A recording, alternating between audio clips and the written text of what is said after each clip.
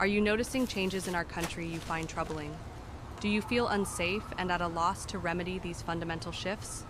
Have you found the book Go Free by Jason Kuna?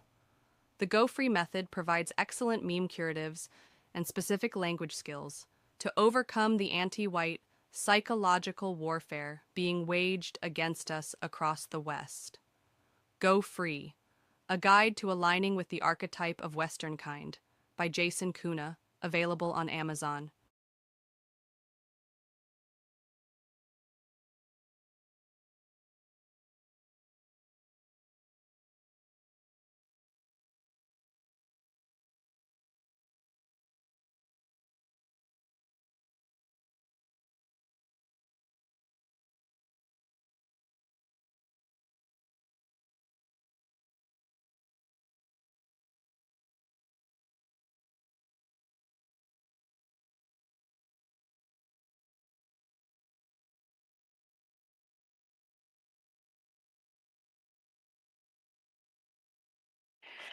Oh, hello, Stumbling and Gladiator. You two both arrived very promptly. Bear with me.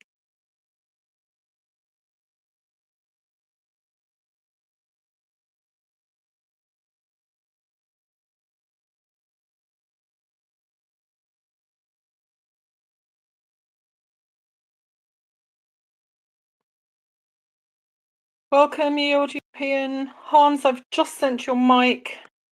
Let me send you a co-host.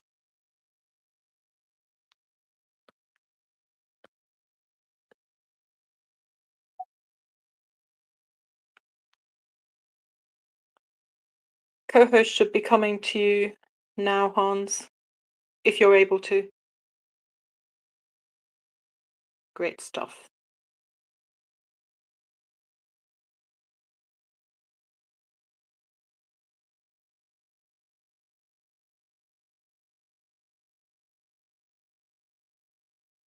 How are you today, Hans?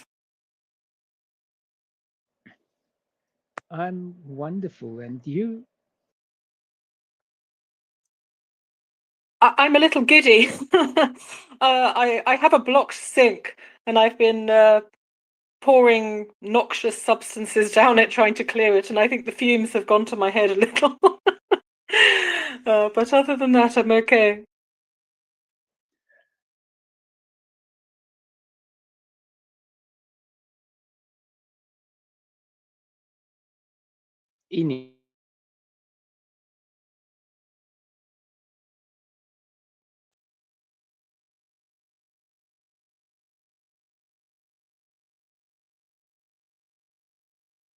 Ejected into the ceiling.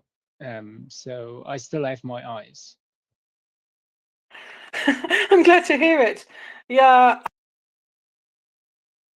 I keep an emergency bottle of unblock, but it hasn't really worked.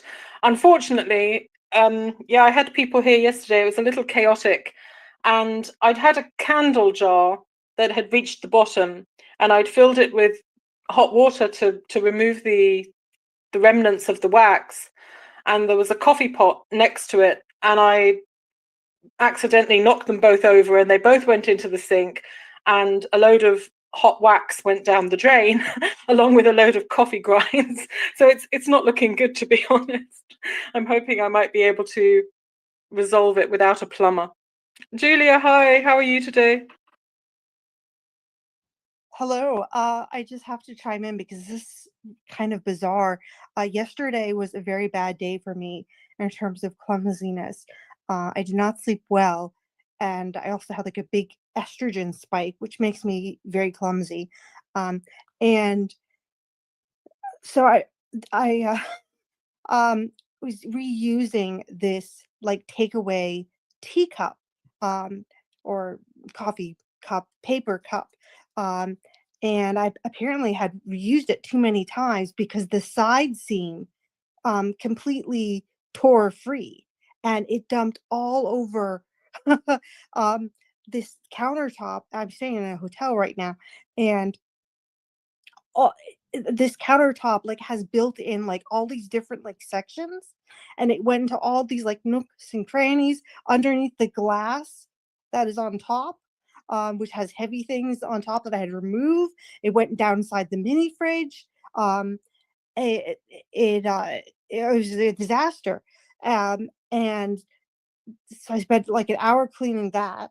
And then, because too embarrassed to like call the hotel to clean it because it's my fault. Like I thought I noticed the cup leaking earlier, like yesterday, the day before. Anyway, and then later, I went to buy cream and in a nice glass bottle, and I was putting my cream away, and I was closed the fridge wrong or something, and the bottle fell over and broke and shattered and dumped cream all over the floor again and glass. And I was just like, no, not again. Like, it's just so it's just funny that we both had things going on like that. Now I have to look. I'll have to get your chart and see if there are astrological similarities in our transits. Okay, it's a deal. Well, you know what? Thank you so much, because at least I don't feel, like a complete buffoon. So thank you for sharing your moment as well. Hans? I was also clumsy today, and my son was so concerned. So I did that one-legged Karate Kid stance to demonstrate that I'm fine. Thank you too, Hans. I'm loving this. And for anyone who's just arrived, people are sharing their moments of clumsiness because I have blocked my sink by accidentally knocking a pot of liquid hot wax down down the sink, along with a ton of coffee grinds. So I've got a blocked sink, and I'm a little heady from all the fumes of trying to unblock it. But enough of my sink dramas. Let's get the intro out the way and get this show on the road. Welcome to the Sunday edition of the Shade Tree White Wellbeing No White Guilt Space. We hold this space every day at 2 p.m. Eastern Standard Time here on X. We are a no white guilt community that meets to practice the concepts and lexicon developed by Jason Kuna, Mr. No White Guilt himself. You can find Jason here on X as at No White Guilt NWG, or on YouTube and other platforms as simply No White Guilt. You can also find his work on the web at nowhiteguilt.org. We discuss a wide variety of topics of interest to white people and look for ways to apply solutions to the problems our people face. We run pretty casually here, but kindly raise your hand if you'd like to jump in. Otherwise, I will call on speakers in turn for their thoughts. If you would like to jump into the conversation, then feel free to request a mic and we'll get you set up. We only ask that people comport themselves as much as possible to the Go Free lexicon and dialect. Please don't interrupt other speakers and act like a proper lady or gentleman of the West. So I found myself thinking about today's space, and usually by Wednesday, I have something in mind of a topic that I think could be interesting, or several bookmarked items of things, going on in the news and what have you. But this has been such an intense couple of weeks that I really found myself bereft of inspiration of where to go with tonight's space. And we usually start with our Westman of the day. And I don't presume to speak for the other hosts, but I think it's fair to say that none of us make our selections lightly when we choose the people that we put forward for Westman of the Day. We try to select people who have done something worthy of recognition, or who have created something or left something for people of future generations in some way. And it's often people who have been forgotten or overlooked, or who are remembered in one way or only in one area of their life. But I think we all choose people that we have a genuine feeling or admiration for, and people who we think are worthy contenders to be remembered and celebrated whilst we're here together in the space. And we recognize that everybody gives up their time to be here in the space. So I I consider it an honor and a responsibility when I select the Westman of the day. And today I don't have a Westman of the day to celebrate, but I do wish to celebrate. And I think that today is not a day for men or women of the past. Today is a day for Jason Kuna. Today is a day for Tree Godfather, for Biospirit of the West, for Hans de Skipper, for Blue Flame, for Hoyt McCoy, for Dallas, for Julia, for Jay Bishop, for Anglo-Saxon NWG, for Cool Papa J Magic, and for all of you. I can't list everyone by name, but you all know who you are. And if I didn't say your name specifically, please don't think for a minute that you're not remembered or included in that sentiment by me. It is for all of you. Because with the week that we have had, there is truly nobody that I could think of today that I thought should be celebrated and remembered more than each and every one of you. You turn up here, whether you listen, whether you speak, you come, you support the space, you're there online, some of you every single day, tackling trolls, representing our people, our nations, our heritage. You're out there defending, you're out there fighting, and it is commendable and it is beautiful. And the same for people who are working hard, quietly in the background, making memes, editing videos. And also for those of you who may not yet consider yourself part of the community as such, but who nonetheless, you sometimes come to the spaces, or you're at Jason's gatherings, you sometimes add a like or share a repost. And indeed to those people who themselves take the time to call out anti-white comments and spread a white positive message and love for our people. All of you are included in my celebration of the Westman of the day. And I think that these last few days, well, these last couple of weeks have really taken a toll on a lot of people.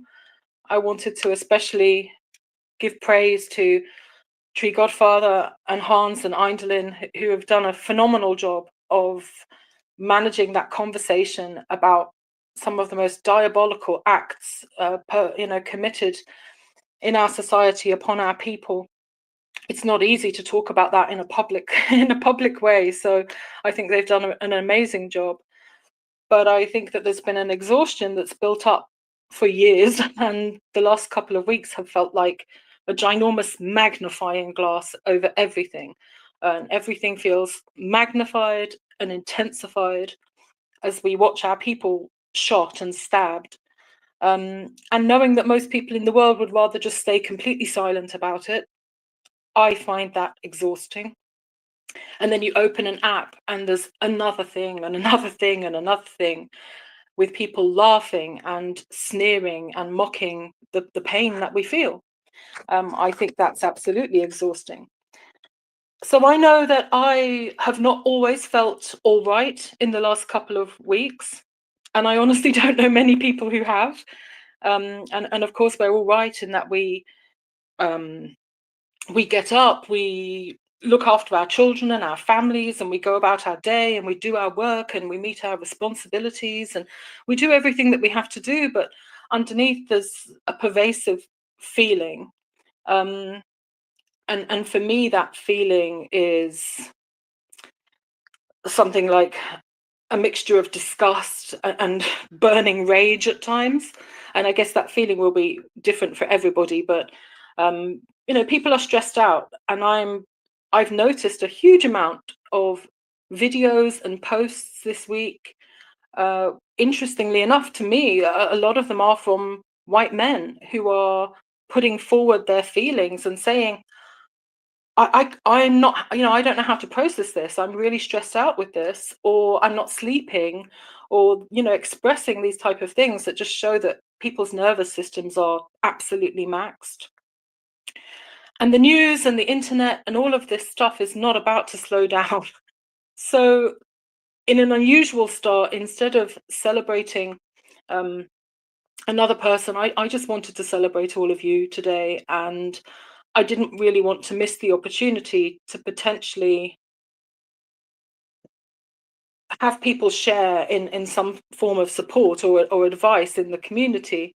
Not that this is group therapy, but I think that we have a lot of people here who have tremendous wisdom and life experience, and anybody who feels they have something they want to share about how they feel with what's going on, whether it's helpful talking about it, or people could give some practical information of how they process everything that's been going on.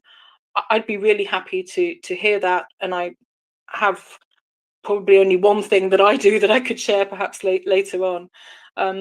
So I don't want to put anyone on the spot, and if nobody feels like talking about it, then we can move on to the next subject by all means. But if anyone wants to share or has some ideas of, that they think are beneficial for people to hear, then I'm really open to it. So with that, yeah, we have a couple of hands, so that's good. Julia, I think you were first. I completely agree with everything you said. I think it's an absolutely lovely sentiment to celebrate everyone involved in white well-being. And what particularly strikes me about this group is how well-intentioned everyone. There's so much goodness in everyone I've encountered. So much, like, even though we talk about very serious topics, there's always this like lightheartedness and like joie de vivre, and just deep goodness that is very hard to find these days. Um, and that I just really appreciate. So thank you everyone for being like that. It makes me really happy. Um, and then regarding the celebrating a man of the day or Westman from the past, I was wondering if there's a list or anything like that, just in case I want to bring someone up, and I don't do research on someone that's already been discussed. I guess maybe I just ask, hey, I'm thinking of talking about this person. Has anyone done it already? Um, and then I also wanted to share a little story about how this just made me think of how I've never been asked to write an essay or do a presentation on a great white person. But of course, for MLK Day, um, we had no classes, first of all, and the day was just taken off for like presentations and like exercises, all surrounding basically promoting Black people. And even worse than that, like suborning ourselves to Black people. And one thing I remember is having to choose a Black person, and it had to be a Black woman specifically, a great Black woman who contributed to American history, and write about her. And at the time, I thought nothing of the subject. I was like, oh, like this is a good thing to do. Um, but now, understanding how much that part of anti-whiteism, I just think, what if every year I had been writing about how wonderful our men are instead, and everyone else had been too. It's just so sad. Thank you, Julia. Yeah, I couldn't agree more on this. I feel like I say that after every comment every week, but I think it's a really important point that you've raised, and I think it's one that many people will relate to, certainly in terms of their education and the way that those things are approached. Even in some of the, not from our community, but some of the memes I've seen online in response to the murders of Irina Zarutska and Charlie Kirk, I have been astonished that people have included images of black figures from the past into those memes. And I just think, what on earth are you doing? Can we not even have one moment where this is actually about us and our people? And that's that. Yeah. Also, to your question with the list, I have been going back, and I am in the process of compiling that list. So yeah, I should have that done hopefully this week. But I certainly agree, and that's part of the reason I think that we continued. I don't want to speak on behalf of Tree Godfather, but I think that's a part of the reason that we continued to do these celebrations and to have a Westman of the Day, because so many of us have been bombarded with exactly what you just described, going into school and being told to celebrate other races and other peoples, and taught about other countries and other people's history, whilst our own is increasingly erased and increasingly forgotten. So I think that's a superb point that you raised. And yeah, as I said, I just thought everybody needs a minute right now to just talk about us. And there are so many people who don't have a person or people or even one person in their life who they can sit down with face to face and have a conversation about how they're feeling about these current events and know that the other person gets it. Some of us find that online, but some people just don't have it in their lives. So yeah, that was kind of what had been on my mind, and I just wanted to take that minute to say to people, hey, how are you? How are you? So over to you, Hans. So, what became clear over the last few days was how anti-white the general population is. It's like Matt Walsh said, 200,000 likes on a homicidal anti-white post is not fringe. But Julia reminded me about something that happened at our school, because my son had to do in history class, they had to write a piece about Nelson Mandela. And I said, we're not going to be inside the narrative. It has to be very critical. And I was very surprised when he got a very high mark from the history teacher. And it reminds me of what I said about the marketing director at the gym. How when someone went to her with a white positive um, framing of the interracial posters, she removed it because it was framed in a moral way that this is harming white people. And it's just a sign that yes, there are many anti-whites, and more than we possibly can imagine. But there are also white people who care about us spread around throughout our institutions. And you need to give the person that you are interacting with the opportunity to effectuate a white positive outcome by framing what you want in a white positive way. Um, but I wanted to reflect on when those first photos appeared of Irina. I set this to remind because the video froze as the as the knife came down, and I sit in a space that this reminds me of the Southport murders, and that this is probably going to get a lot worse when they release further evidence. And it was exactly like that.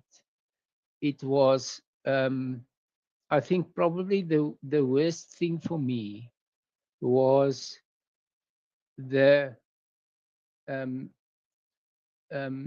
she was dying and she was nervously looking to the side as if she didn't want to give offense.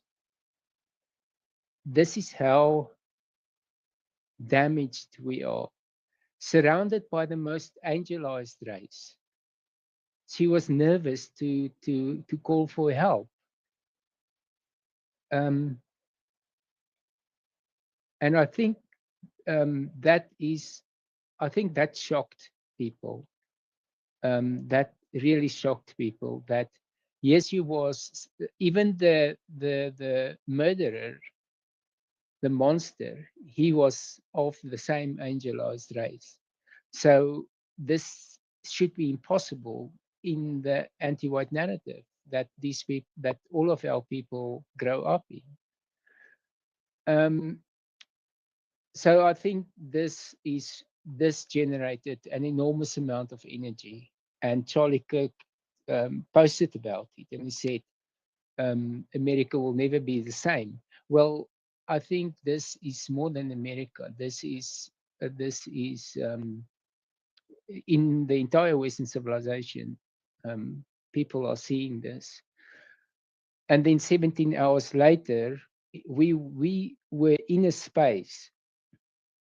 During the space, the news came in that Charlie Kirk was shot, and um, uh, the video that I looked at didn't look, it didn't look bad, and then Biospirit said, no, this is serious, and and then I knew, and apparently his family, his children were there at the event.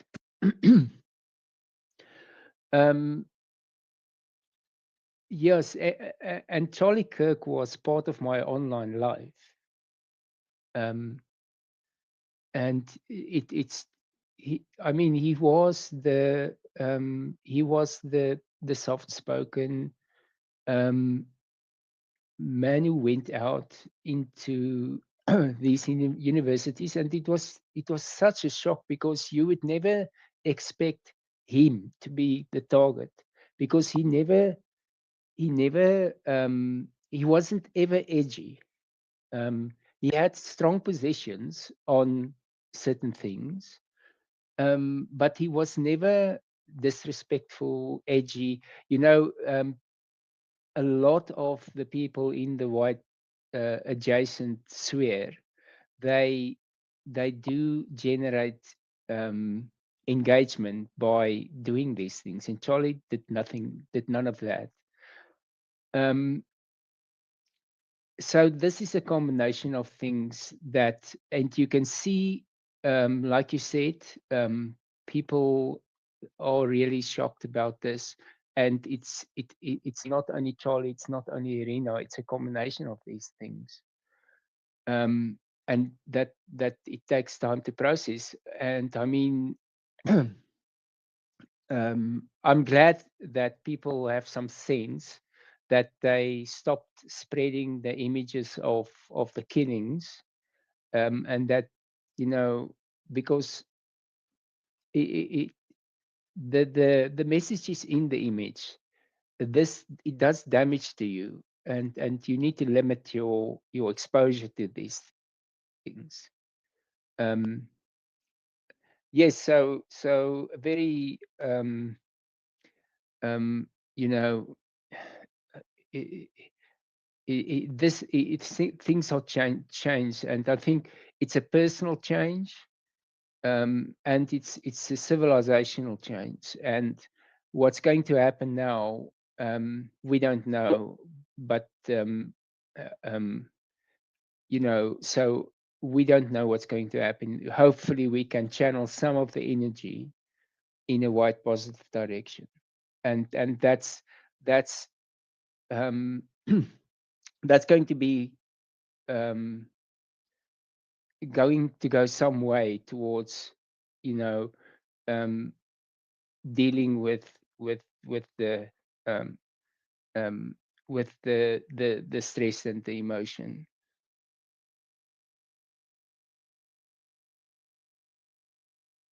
Yeah, there's a lot there, Hans.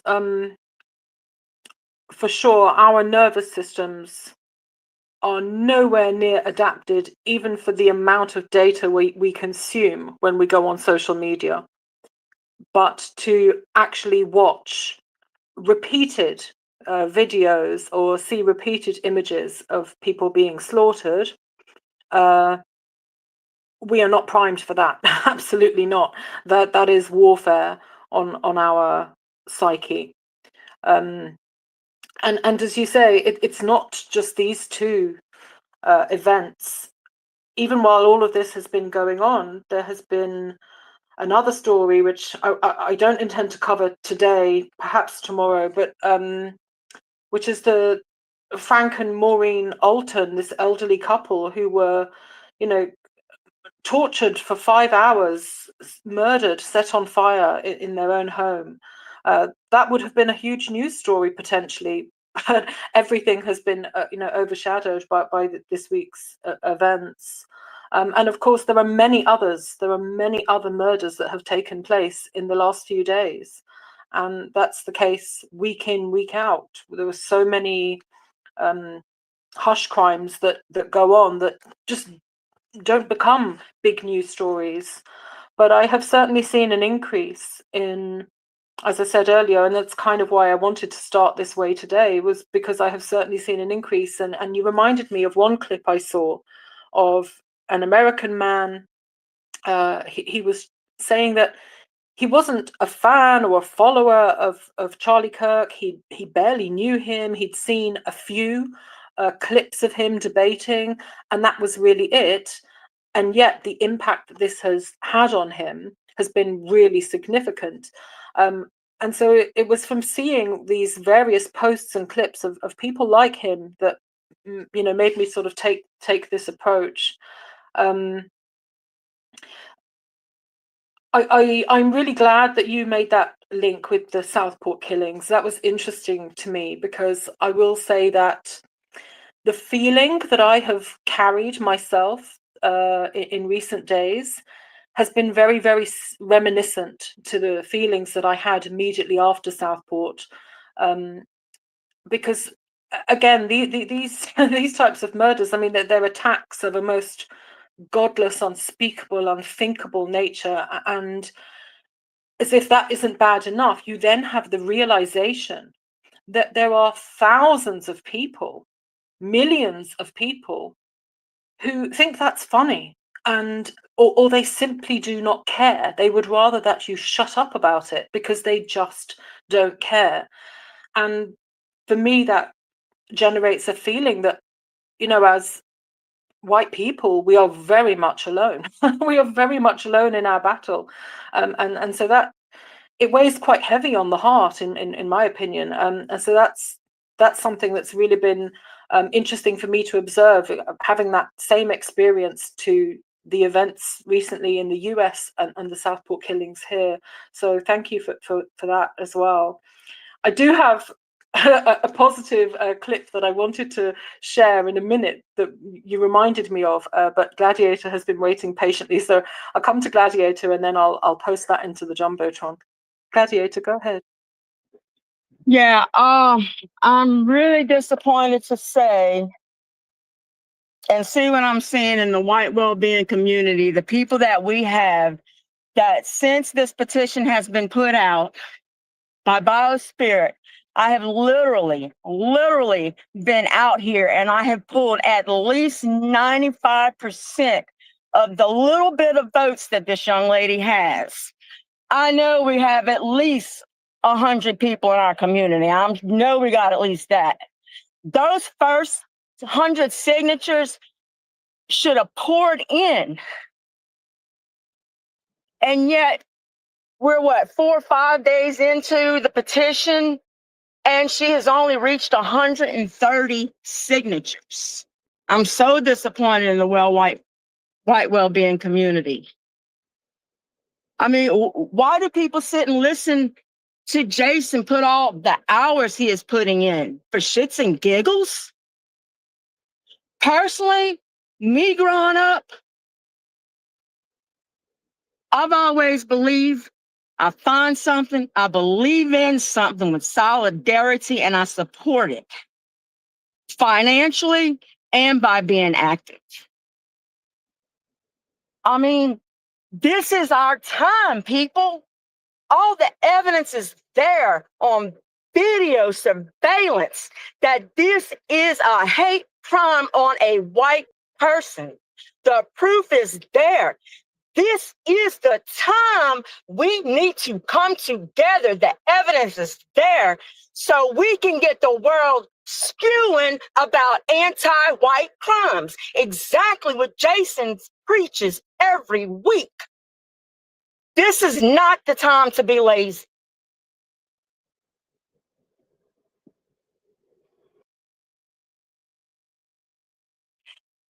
Yeah, I really understand your frustration, and I share it. And I'm also perplexed and disappointed that more people have not signed the petition. I was a little taken aback at how few have, and I have reposted it, I think, 3 times today. I don't have an answer for you on that, Gladiator. I think the only thing, and please understand, I'm not saying this in any way to defend the lack of movement, but the only thing that I can say to make some sort of sense of that is that perhaps people are just absolutely overloaded. People are scrolling, and so sometimes you think a ton of people have seen something, but people are scrolling by and they're not really consciously reading every post that they see. I think some people have lost faith and given up in petitions, and I think a lot of people have been just bombarded with the fact that there's these 2 events going on at the same time. Again, it's not an excuse, it's not an explanation. It's just my way of trying to understand what might be going on. I have shared the link to the change petition in the Jumbotron. So if anyone isn't aware of this and they want to support it, then please do. Coming back to, again, the other link I've put in the Jumbotron, and this is just something that, it gave me a smile in what's been a pretty tough few days. And I wish I'd taken a screenshot. It was foolish of me not to, but I saw this, I think it was yesterday or the day before. And I should have taken a screenshot, because the person who made the initial comment, the comment has been removed, and I can't remember it word for word, but it was one of these vile anti-white comments. And this coffee shop responded to the person who had commented to them and basically said, you have our address. We don't argue by phone or internet with people. If you want to come in here and speak to me face to face, and tell me that you think the murder of this man is funny, then you're more than welcome to come in man to man. And he dropped the address, and I just thought that was great. If I'm honest, I just thought it was great. And I saw later that account for that coffee shop had gained 30,000 new followers in the 2 days since they posted that. And it really just reminded me that there is such importance in living with integrity and for speaking the truth and standing up for what is right. I was very much raised with the mentality that if your word means nothing, then you are nothing. And so I for me, this was just a small win in all of the chaos and all of the negativity that we've been exposed to in the last few days. Chuck up a hand if anybody else wants to come in. Blue Flame, you haven't spoken. Did you want to add anything here? No, we've been a bit all over the place with topics, and I've been running a bit back and forth, so I might have missed some points.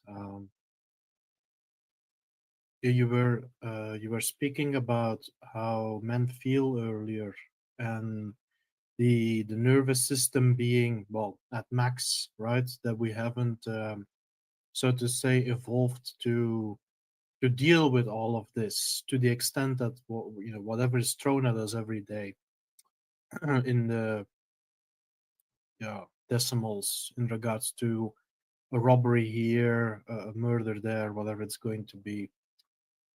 Um, yeah, I mean, even conflict in and of itself, there is something to be said as well, is that anti-Whiteism has been, our people has dragged it with throughout the centuries, right? This isn't, in a certain sense, it's not new, but it's become more unbearable, I suppose, than it has in very long time, if ever, right? Um, but yeah, I suppose this is something that I caught like a month ago or something. That many anti-whites right now, they are in a panic, and I think that is a fair statement to make. They're in a panic because of, many of them having done this crime or that crime. And it's not that they're being called out for being anti-white all the time, which is the cause of their panic. It has more so to do with just, let's say, conservatives who go after them for the misdeeds that they have done, for the criminal acts, right? The investigations, the lawsuits, all of that stuff. So in a sort of odd response, and you could almost compare it to like a herd of sheep that decide to run towards, let's say, the wolf, whatever, right?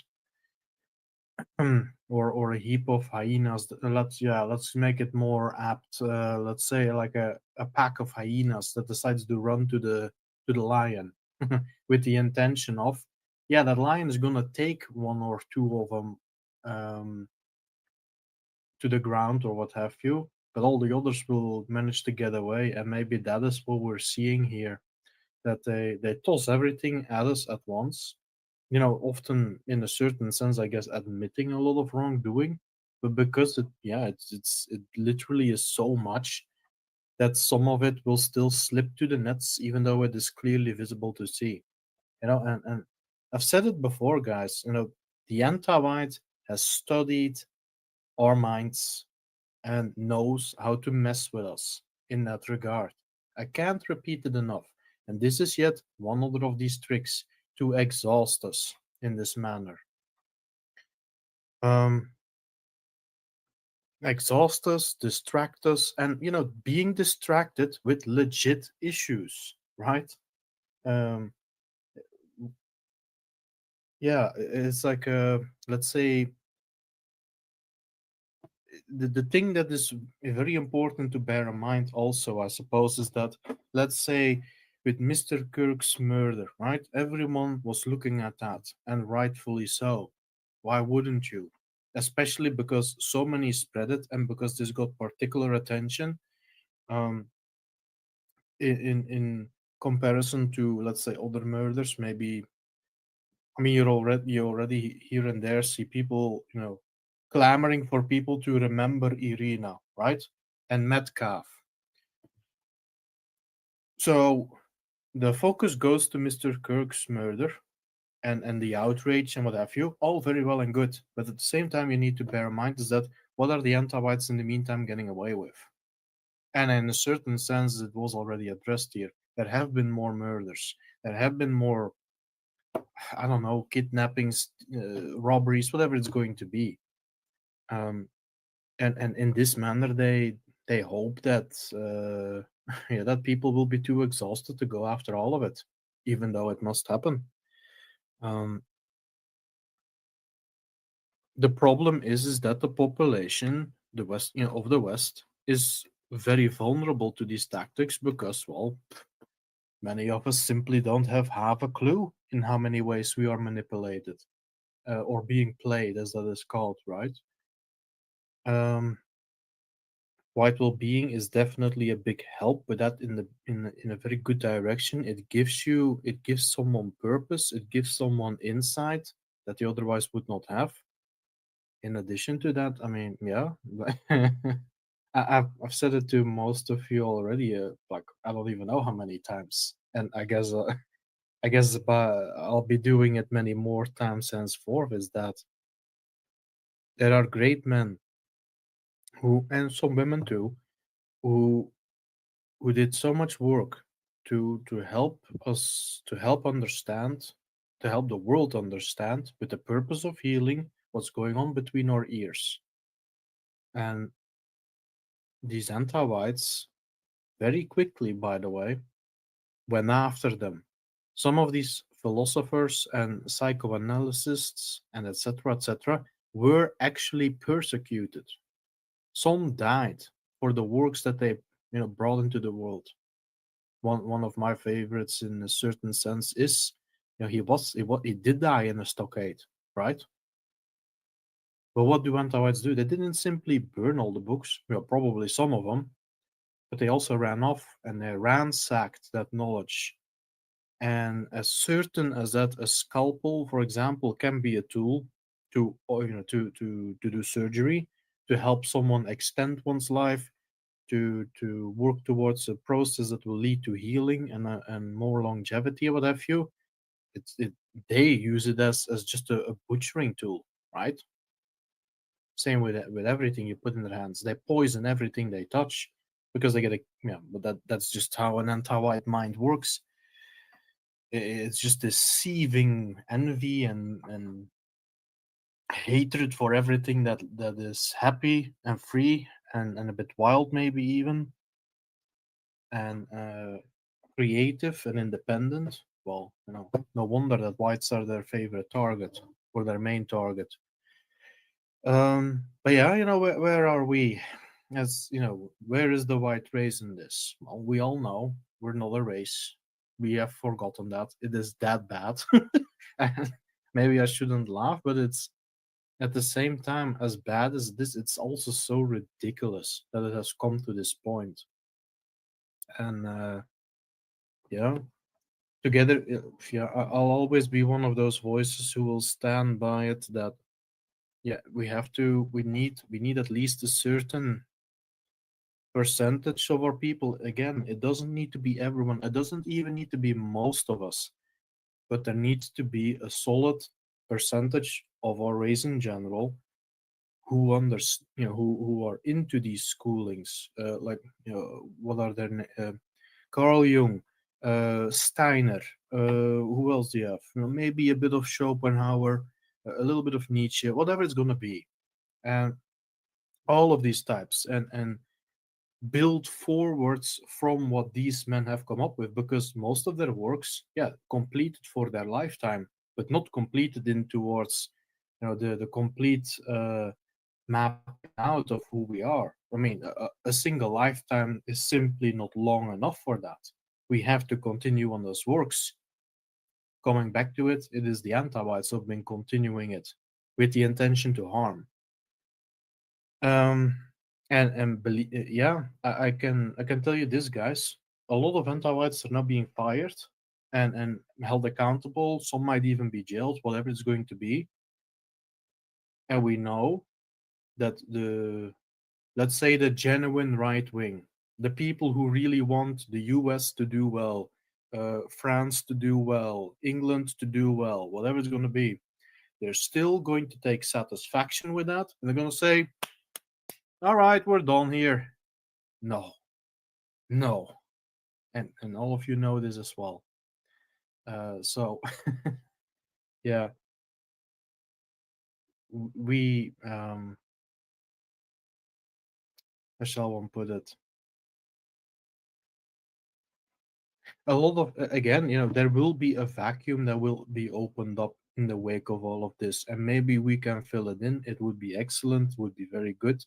uh and we do, you have Mark Dice and so many others. Okay, they've been doing it for a while already, but you see the lexicon being spread out more and more and more. At the end of the day, yeah, what can one say? It's tough work, and uh it's not going to be, Rome wasn't built in one day. The advocacy that we do is going to, I mean, I would say it's a generational effort, right? It's just to go into the next generation and the generation henceforth. And I think that there are, the foundations for that have already been set, thanks to men like Brand Danger and of course Jason. Um, yeah, what can one say? It's like, unfortunately, a lot of anti-whites are what I think are going to keep getting away with the evil they do, because too many people think that that right now the skirmishes might be won, but the big battles, no, and they mistake the skirmishes for the big confrontations. So yeah, the our work will continue, I suppose, and I do, I will say to all of you though, I definitely appreciate in all of you that you want to do this too. Whether I'm in a, yeah, and I'm not saying that from that I'm particularly special, anything, but I'm right next to you guys, right? But I want to show my appreciation to all of you for being here. Yes, that's what I want to do, because it is goddamn hard sometimes, and it can be frustrating to see all of this. Um, and yeah, we do not often get a thank you. Sometimes, but not as often as we deserve, I suppose, based on the actions that we have done.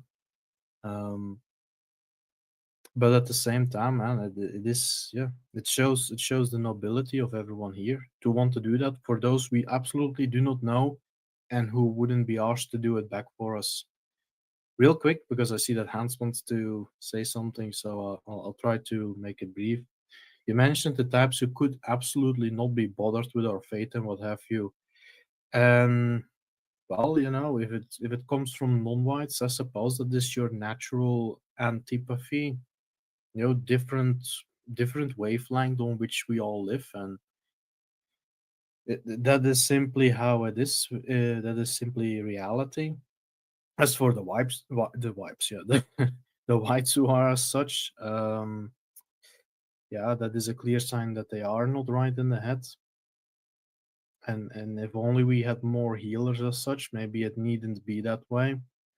Um, but yeah, again, we have our spheres of influence, and we can only do with us what is possible within, yeah, we can only do what is within our range of influence, and then beyond that, the world is going to be the world, and we might have more breakthroughs through which it really expands further. I think we see some of that, but it's going to be a bit of a while before the general population is going into a direction where they, yeah, want to look at themselves. And I'm speaking about like their individual, psychological selves, and not solely the masses. But yeah, with that said though, hope that wasn't a bit too long of a rant. But yeah, it's yeah, the task continues, and it's for those who want to keep doing it. And I definitely appreciate all of you. We very much appreciate you and your wisdom, Blue Flame. And I'm not sure if you caught the opening of the space, but just in case you didn't, yeah, today instead of our usual Westman of the day, I had wanted to dedicate the space to everybody in the community and all the work that people do, and you were certainly very much in my thoughts in that list. Before I pass to you, Hans, I just wanted to note that I've put 3 things into the Jumbotron. So from the left side, the first 3 posts now, and this is just picking up from something Blue Flame mentioned about people being fired from their job due to their repugnant remarks online. And yeah, these 3 posts relate to that. So we have one person who's created a searchable database. I mean, this was 2 days ago. So at that point, it was at 20,000 individuals who had been celebrating Charlie Kirk's murder. And it's searchable by location, employer, industry. So I thought that was pretty impressive. Another post here is saying, I've seen over 100 teachers celebrate the horror that took place. And the third is another lady who's been compiling a spreadsheet of people that she has seen saying vile things about Charlie Kirk's assassination. And she notes that so far, teachers and professors are by far the most represented. And I know that there's been quite a few articles and things about pilots as well, which is incredibly disturbing. But yeah, I thought that they were interesting to see, and I was just reminded from what Blue Flame said. Hans? So I think when we look at the reaction of the anti-whites on X, it it um, it's good to reflect back to the summer of anti-white terror when BLM burned down Western civilization all across planet Earth. What happened in that time was it became clear that there was no remedy. Anti-whites occupied too many nodes of power. It was to the point where I remember one time, remember this was in COVID, there was a huge BLM riot. And everyone was saying, now what happened to these COVID rules? And it was just swept off the table. So even their own tyrannical measures was swept off the table to let these anti-white terror troops destroy Western civilization. And even in the small towns where there was a sheriff who tried to resist, everyone was just rolled over because too many nodes of power was occupied. And that message that not only um, was not only noticed by us, the anti-whites spread throughout civilization, of course, paid attention to that. And what they didn't realize was the tectonic change happened because of two simple, insignificant events. If you look at what happened to Irina and Charlie, in terms of our victimization, the last 10, 20, 30, 50 years, it's not even a blip. I mean, people already mentioned that there's already more people killed, murdered, even more horrifically. So it's easy to make that mistake. But the problem is we are not logical animals. And there was something in those images that shook our assumptions and the anti-white narrative that we grew up in. And these anti-whites didn't realize that. And they continued because they are so used to doing what they want with no consequences. And we talk in this community about societal shift.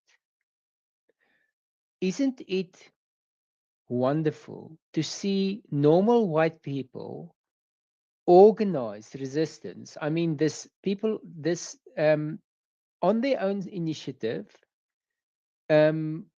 compiling spreadsheets. This is like an engine that runs on the underlying morality, but I would say the energy generated, the white positive energy generated by these two events.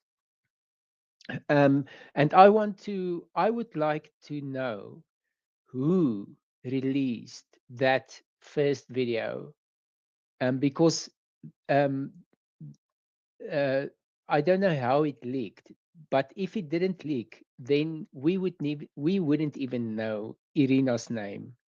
If that video didn't leak, we wouldn't even know. So that person, that unknown hero, we, if I could, I would celebrate that. But now anti-whites are in this position where they are starting to realize now, and they are telling each other on their social media, listen, you better you need to keep quiet now. And they're cleaning their histories, but a lot of them are exposed. And the best thing about this is every one of them that are caught out extends this time period where the conversation is focused on the well-being of white people. This is just such a it's unprecedented in my lifetime. Unprecedented in my lifetime. There was a period like that, of course, with the Southport murders, but this is it's just unprecedented. I never experienced something where I'm used to white people always being attacked and always being guilty and anyway. So yes, this is good in terms of that, and I think the anti-whites did not expect this. None of us really expected the reaction normal people. And isn't this a validation of the fact that imagine if the trans adjacent assassin, imagine if he had some Palestinian connection and the whole conversation became focused on the Jews, how that would have diffused this entire thing. And this was divine intervention, that whole thing was absolutely there was no Jewish involvement, so they couldn't make it all about them, because this is what I absolutely hate about anti-white Jews, is that somehow they managed to always make it about Jews, and this time it was about us, and look at the difference. Round of applause, Hans. That's so well said. Very well said. And yeah, I mean, amongst all of the pain and the mental exhaustion that I think people are still going through, but have gone through certainly these last couple of weeks, it's things like this that give you little rays of hope in moving forward. And something that you said reminded me of a post, which again I've loaded it in the Jumbotron, but this is from an account that I follow, and it's not a political account. I don't think I've ever, or very rarely, seen him comment on these types of things. But of course, these events that have unfolded have just rocked people that normally are not part of the conversation. And I'll read it in. He said, I've read a lot of think pieces about this week, and they all sort of end with the effete call to stop the vitriol, to lower the temperature in the room. The room is on fire. It has been for a long time. The hour is late. Maybe you are a tender-hearted like me. Maybe you prefer to build instead of fight. That's fine. But no, you and I will have to plant by light of fires as the world burns. So I thought, wow, it just, you reminded me of that post, and so I went to find it. But I think that, there's something has been moved. Something has been moved, and as you say, it's a rare opportunity that we have where the conversation is completely about us. Blue Flame?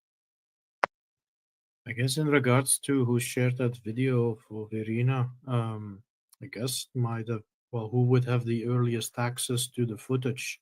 It's probably the company of the what is that? The train company or something, or was it in a bus? Yeah, probably the guy responsible for that might be found there. It would be my guess. I hope he still has his job. You never know these days. But yeah, if anyone ever would want to look for him, I guess, or her, then that might be a very good first place to have a glance. But then again, maybe it's wisely that at least for now, this individual is yeah, still in the shadow, so to speak. Yeah, that's just something I wanted to mention real quickly because yeah, I do always like it that people are given credit for for a noble deed. We don't really have that in society. If any one of you ever realized that, is that for most part in society, if it comes via a government institution of this kind or the other, it's always punitive, but you never really get something like a man who saves a child out of a river or whatever. He, he appears in the news for a day and that's it. It's like, isn't that yeah, something about that rubs me the wrong way at any rate. Like that's a guy who for the rest of his life should get handshakes and maybe have someone buy him a drink at the bar for the rest of his life, if yeah, even if it is something small as such, um yeah. Yeah, and to add to what Hans said, like I'm also very glad that people really are activated now, and it is indeed a show uh, of our people, and even a few non-whites who says like this is disgusting, and we're gonna do something about these weirdos who celebrate Mr. Kirk's death. Uh, and I think with if it hadn't been for the white well-being community's work over at least the last 10 years, then yeah, it might still be just one of many tragedies that goes unspoken.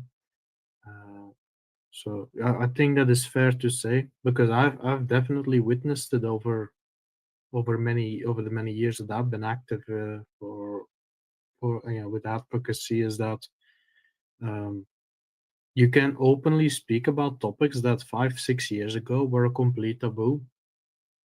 Even mentioning it's like a hell, something like I love my white family, my all white family. If you would have said that like 5 or 6 years ago, you might actually be in a bit of trouble. That is, I do not see that anymore today. You have some anti-whites who still will try to come at you, but they don't have the footing anymore that they used to have. So there is a certain shedding effect at play. It's just that yeah, um, uh, victories as all these anti-whites getting fired are, it's very important, I suppose, to realize that yeah, it's still the early skirmishes, so to say. The initial self-defense mechanism has only just begun, and yeah, I guess we need to be kind of there to tell to people it's like, hey, this is all well and good, but we have a way to go still, and yeah, that's what I wanted to mention to that. So I'll leave it here. I mean, this is not verified, but I have heard that the video of Irina Zarutska was given to the media, but they refused to broadcast it.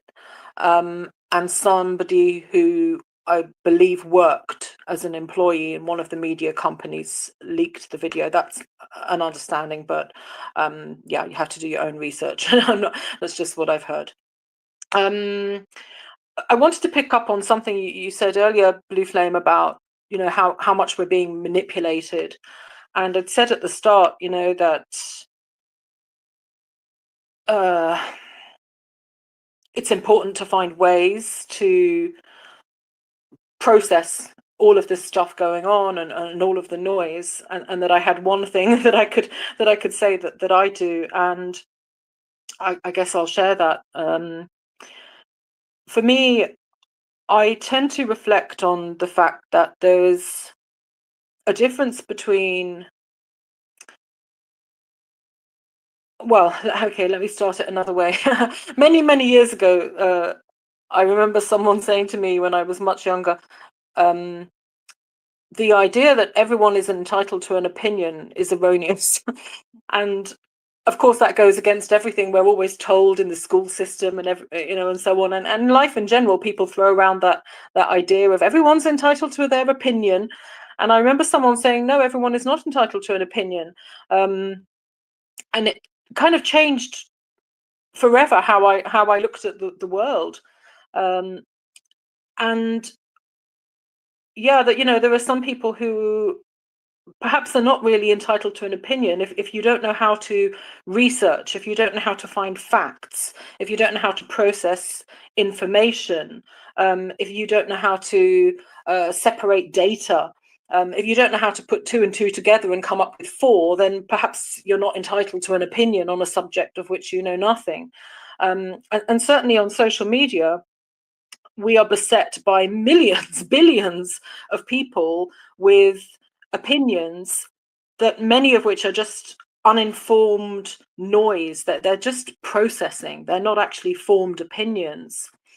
Now, I'm not saying that that's wrong, and to some extent, we all do that here in this space. We think on our feet, we talk out loud, we're processing ideas, but there's something of an agreement at some level that we all understand that we're having that conversation, and it's done in a respectful way and in a respectful environment, and there's a process taking place. But being exposed to billions of comments day after day is an entirely different thing. And I would say that I could read 400-500 comments, and I may find one that I think is a good comment, that has value to me, that is informative or inspiring, or I learn something from it. That's not a good ratio. So I personally, during times like this, when the comments are absolutely endless, I find a lot of strength. I find tremendous value and clarity and strength in the silence. And yeah, just linking to what Blue Flame said before about the manipulation, there are a lot of people out there who are very invested in getting you emotional, in getting you ramped up. And that is a fundamental way of how control of people works. That's also how cult mentality it works, that people are exposed repeatedly to something that causes that intense emotional charge to the point that it starts to change their perceptions and change their behaviors. And we see that with a lot of the people who are out there writing what most healthy, normal people would consider insane commentary, or wicked, evil commentary even, because those people have been, for a lot, most of them will have been hyped to the point that their beliefs are almost religious in nature, which is akin to how people become when they're involved in a cult. So for me personally, one thing I like to do is to just limit my time of exposing myself to that. And in that silence, I find a lot of answers. And I suppose that for some people, the way that is worded could be different for everyone. For some people, that would be how they talk or commune or connect with God. For others, it would be conversation with their ancestors or the universe or nature or God's plural. That's very individual. I'm not commenting on that. For me, however, personally, I choose to look at that as really a reflection of the biospirit of our people. And I remember that in terms of our emotional experience as human beings, nothing is new. Nothing is new, that our ancestors have gone through tremendous suffering, tremendous change, and all of these different feelings that we have, our ancestors and forebears have also experienced. And I personally like to sit with those feelings and examine them And I find that from that, I source tremendous courage and inspiration and determination and strength. And when you can find those feelings from within and you can remain peaceful, then you're not being manipulated. Um, because when you're emotionally charged and you're online, you're also likely to write things you may regret. You're likely to get into conversations with idiots. And as a people, we can't make progress if we are distracted and emotional. And when people are scrolling and they're just swiping the screen, you're completely distracted. How many times do you click on the screen to roll it up, and you're not really even taking in what you're seeing. You're just seeing post after post after post, and some of them grab your attention and some don't. But a lot of people are doing that in an emotionally charged way. And that is how people are being manipulated. So I wanted to just share that that's something that I use. Not sure who was first there. Let me come back to Blue Flame because I had responded to you. Yeah, I guess this is what I think academia was supposed to be about. It gives those with clarity of mind and a will to to truly grasp a certain topic of whatever it's going to be that is on beneficial towards society.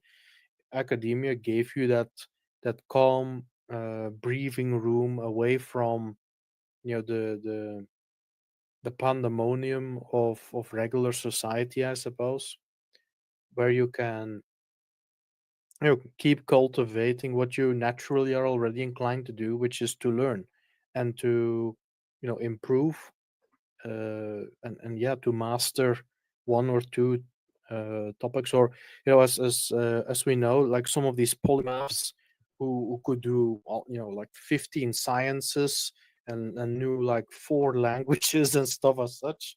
um some like incredible genius that would have inspired confusion, envy, uh dismissal from the regular crowd who cannot be bothered with any of that, any high-minded material. And we know this is an issue that goes way back. Like the Hellenic philosophers even complained about that stuff. So it's always been with us, at least the last 2-3 thousand years. um I suppose, yeah, might be valuable to mention this, is that we understand it's like, okay, in a world of collectives, individualism is suicide, fair point. um, but there is indeed also something like drowning in the collective, right? And that is more or less what you're describing there, as far as I comprehend it, where you have people who are, they do not function necessarily from rationale or logic so much, and they are very much based on emotion, and for whatever reason. And that can be a good thing, that can be a force for good. Nature intended for our race to be as such, in large parts, and we need that. These are the, I guess, the jokers, and yeah, the hobbits. They're the hobbits. How can you not love the hobbits, right? Okay, fine. um But the problem for the hobbits is, being the way they are, is just like they're very much focused on their own little spot on the planet, wherever that might be, and the biggest extension that they can think of is, oh, my shire. But you ask them about anything beyond it, it's like they wouldn't even care to hear about it. It's like, don't make me think about Mordor. That's all nasty stuff. I want to go have a beer with the guys or whatever it's going to be, right? And again, nothing wrong with that in and of itself. But if you then have someone of absolute, someone who can make groundbreaking discoveries, is also not going to be able to, well, even if they're going to be more tolerated than appreciated, and by the sheer, let's say, the average of the population, they can't make their breakthroughs because there aren't going to be the institutions or the teams by which that one genius individual can be can partake in and uplift oneself or be uplifted while also doing that on behalf of the others of that team, right? um, Drowning in the crowd that way is in fact a bit of a problem as well. And yeah, for our race, I definitely stand by this, like individualism and collectivism as I call it, is that we it's not that one is bad or the other is good, and or vice versa, whatever. We really need both. However it is for the other races, that's here nor there, but we really need both. um but that's maybe a topic for another time altogether. It's yeah, yeah, simply the if you are a wizard among hobbits, yeah, the hobbits are not going to help you with your wizard stuff. It's just stick with Lord of the Rings a bit. It's maybe a bit silly to do, but what have you. um and yeah, I think that's why we need to have these institutions. Now, this understanding again, it to have this sort of understanding, it might help us, give us a bit of direction of what we might need in the future again for our geniuses, because we know all the old institutions have been corrupted from top to bottom to the very marrow, unfortunately. And yeah. There is maybe one little extra I can add to that. Although I have to admit that these are the works of a man called Gustave Le Bon. Gustave Le Bon. I think he was. He has a French family name, but I think he was German. Could be wrong. He's one of these philosophers from, I think, the 19th century. Not 100% on that. But Gustave Le Bon. He wrote a book about the masses and the danger thereof. I really want to get my hands on his works. Simply haven't been able to yet up until now, and I do really like to have an actual book, not to read it from the internet. But again, that's a personal thing. Um, but yeah, I think if I have the possibility, I'll explore a little more in his works. But if in the meantime someone else might have an interest in that topic, yeah, Gustave Le Bon might be worth looking up on, because his insights might also be helpful for us. Have a clearer comprehension of what is going on in society. But yeah, that's what I wanted to add to that. And I see some others want to speak, so I'll leave it here.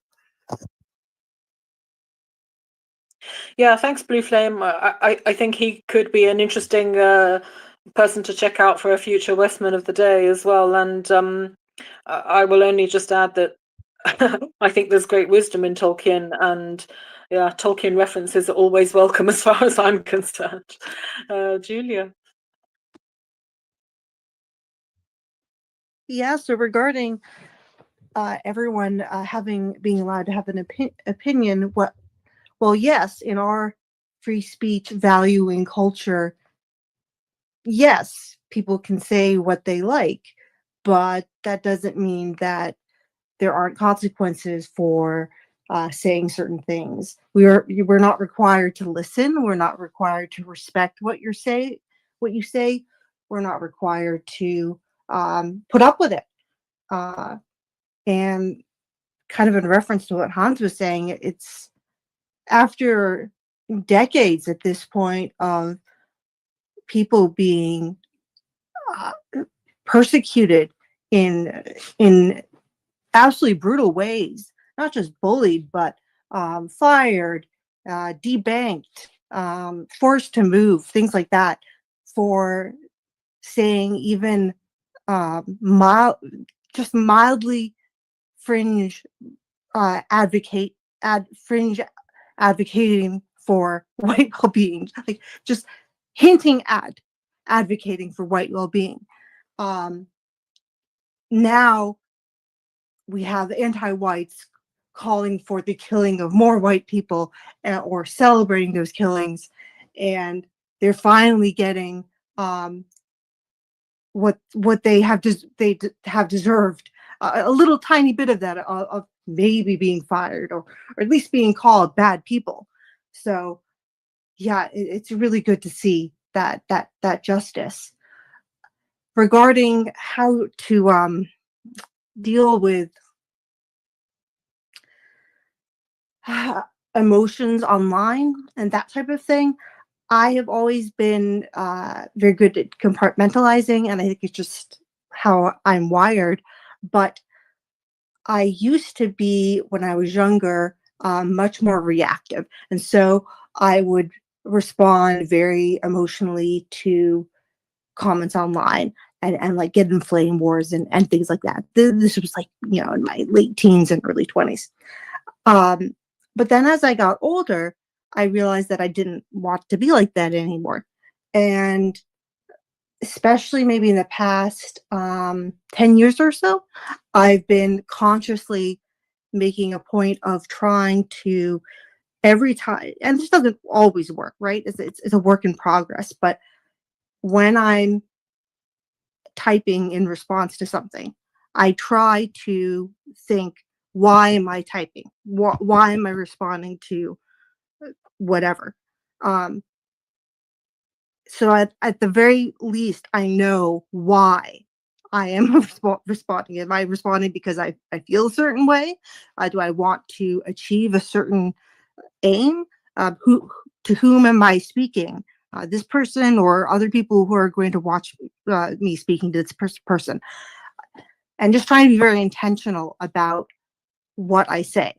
And like I said, I still have a long ways to go, but I have found that to be very helpful in regulating my emotions, because just being more aware of them means that I still have them, but they're no longer possessing me. It's more like I'm in control of them. Yeah, good points, Julia. And yeah, certainly my sort of comment about people's opinions, it wasn't intended as a reflection of, people having free speech or not. Just highlighting that idea in my mind that some people's opinions are not actually opinions. They're not formulated. They're just noise. And I liked what you said as well. I have a sort of similar mindset. Again, this is something that somebody said to me a long time ago, and it really changed my perspective of interacting with people, certainly online, but in life too. And it was more or less, I wish I could I wish I could word it verbatim, because I'm going to do a real butchery job of trying to represent what was said. But the crux of it was that when you interact with anybody, whether you reply to somebody, at some level you are agreeing to participate in an energetic exchange with that person. And that really stuck with me. And very often I find myself, if I'm a bit hot under the collar, which I'm not unknown to be at times, sometimes I catch myself clicking reply and then thinking, actually, no, this person is really not really not befitting my energy, and I pull back. So yeah, thank you for that. Biospirit.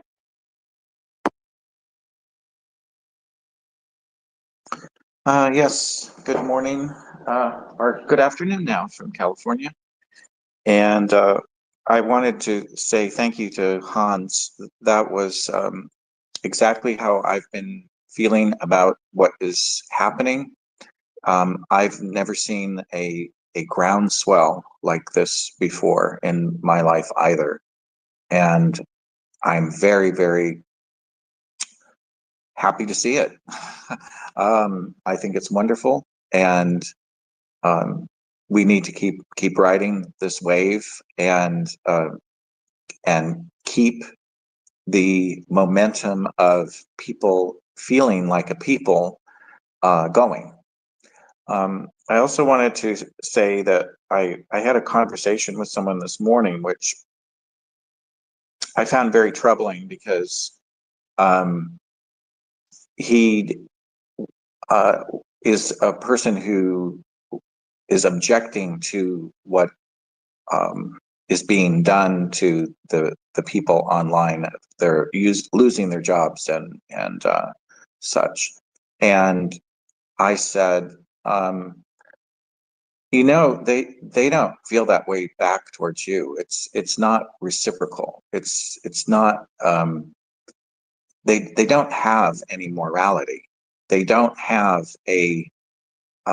They don't have an off switch, and you can be as nice as pie to them, and they're still going to come after you. They're still they want you dead. Don't you understand that? And then he went into this angle of kind of what you guys were talking about before of,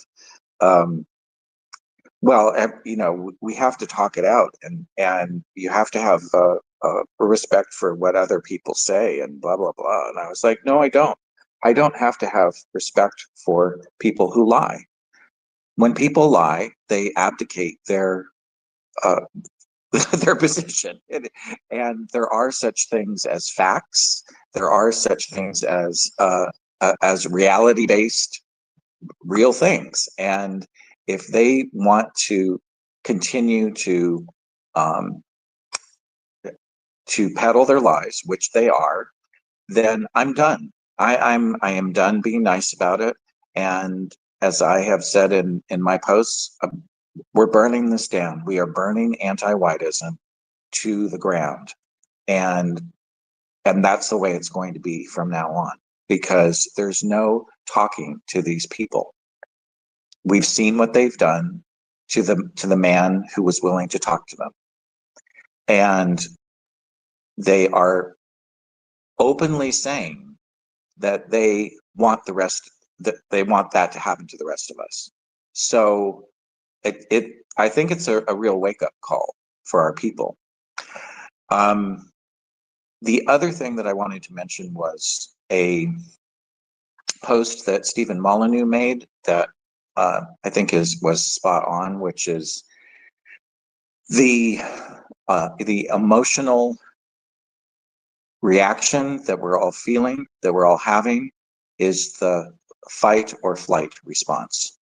And I think he was right on, direct hit on that, because we all saw what happened to Irina, and we all saw what happened to Charlie Kirk on film, and we are, as a people, we are not accustomed to seeing this kind of brutality, and it has had a deep effect on our psyches.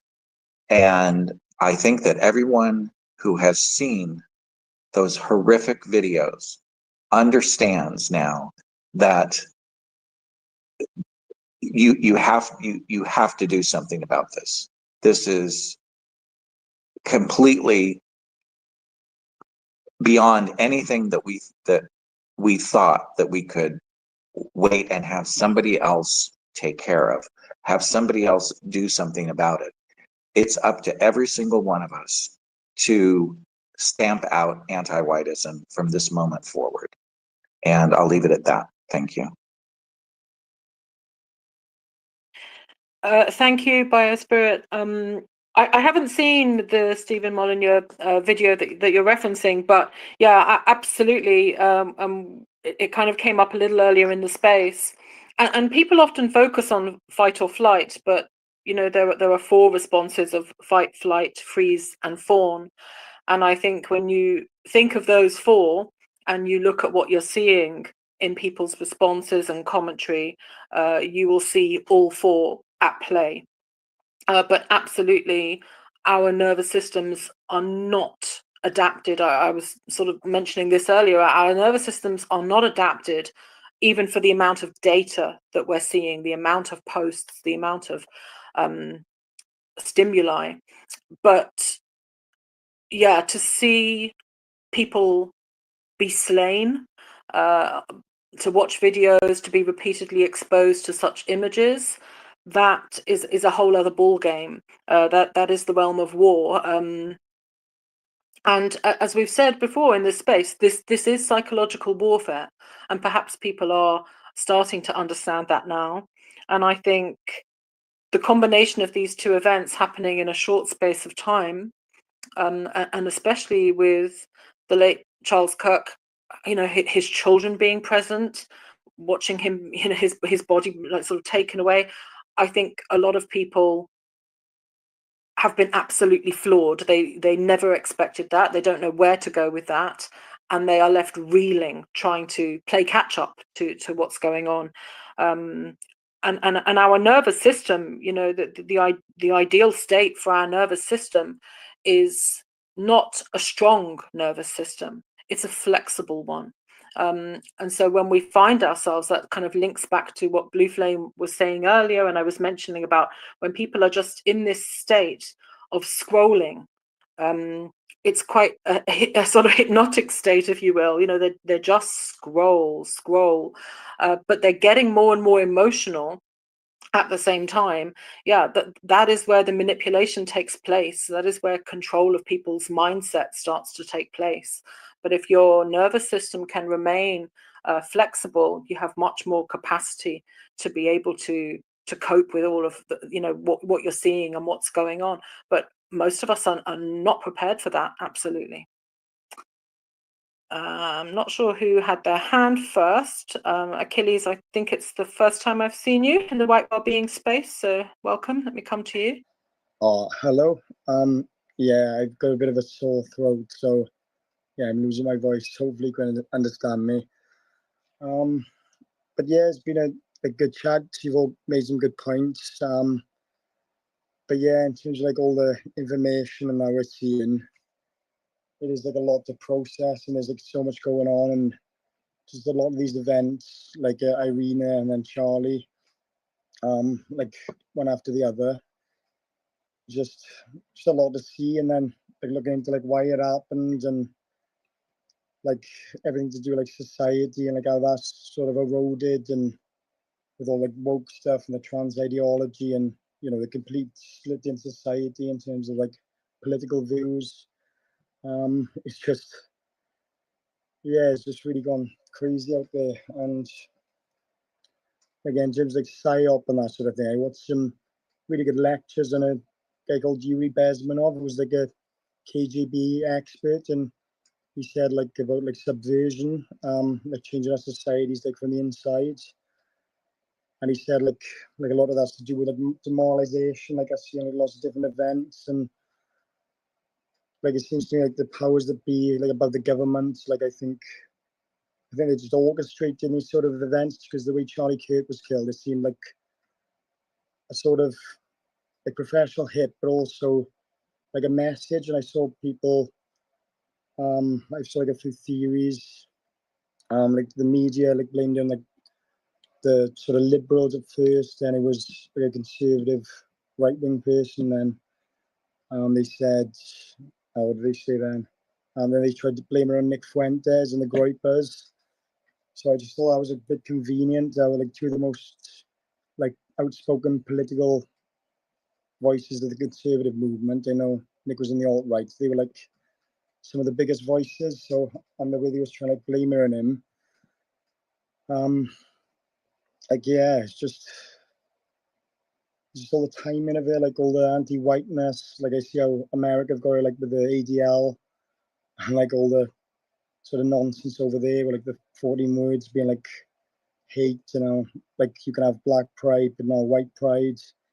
Just so many double standards, and again, quite introverted, so I'm not really exposed to it so much. But like I just see it like happening. I haven't had like so much diversity in my like area, but I wanted to speak out because I can see like other people are struggling. I can see how the white race is struggling. I can see our birth rates collapsing, and there's just so many avenues of society which are like being eroded, from like religion to like the nuclear family, like everything. And I think it all just comes to like Marxism and like the Fabian society, and like a lot deeper than that then, and like the WHO and the WEF and the UN and Agenda 2030. Like I think like everything we're seeing at the moment is just leading up to Agenda 2030, because there is like a planned totalitarian takeover. It's going to be called, I don't know, sorry if I'm saying stuff you guys already know, but yeah, it's just important to speak about. And I'm not sure how you guys are in America. I think it was Biospirit, but I know they've been trying to push like digital ID on us, and like with the sort of like protests as well, like how they seem to like be like I've seen like a lot of agitators on either side, like sort of calls for like civil war, especially like some of the top influencers, and like a lot of people get involved, like Elon Musk, and it's just like, yeah, it's just thinking like we're just gonna go from here. But yeah, it is great seeing like white people come together though, and like start to like realize like what's going on and the problems we're facing, and you know that we are a lot stronger together and that sort of thing. And I think like exposing like the sort of things our governments have done, like whether like as US with like all the Epstein stuff and like the constant war, and you know, and for the UK like the war in Iraq, the false weapons of mass destruction, and just all these sort of proxy wars which have gone on. And you know, it just seems like I just with the media, like we know we're not told like a lot of like what's actually going on. Like a lot of the time they lie by omission. So yeah, it's like hard to get like a lot of good like information, but I think I've managed to just like listened around. I've just looked at different sources, and I think it's sort of coming together for me. And like you guys seem like you're in the same sort of position as well. So it's just nice just finding other people to speak about this sort of thing with. Because yeah, I think like people like around me where I live and that sort of thing, they might not like realize, because I think like a lot of people just busy doing their own thing a lot of the time. So there's not like a lot of people don't pay attention to like the political climate. But I think like what we're experiencing at the moment, I think is unprecedented. Like yeah, because there's just war in like a lot of places, like Ukraine, like the situation in Gaza, like seeing it much going on there, and just seeing how the world has just allowed it pretty much, despite like the criminal court of justice trying to intervene, and that was just sort of not listened to by certain parties. Is just yeah, it's just a lot to think about. But, yeah, thanks for letting me speak. But yeah, that's me. Thank you.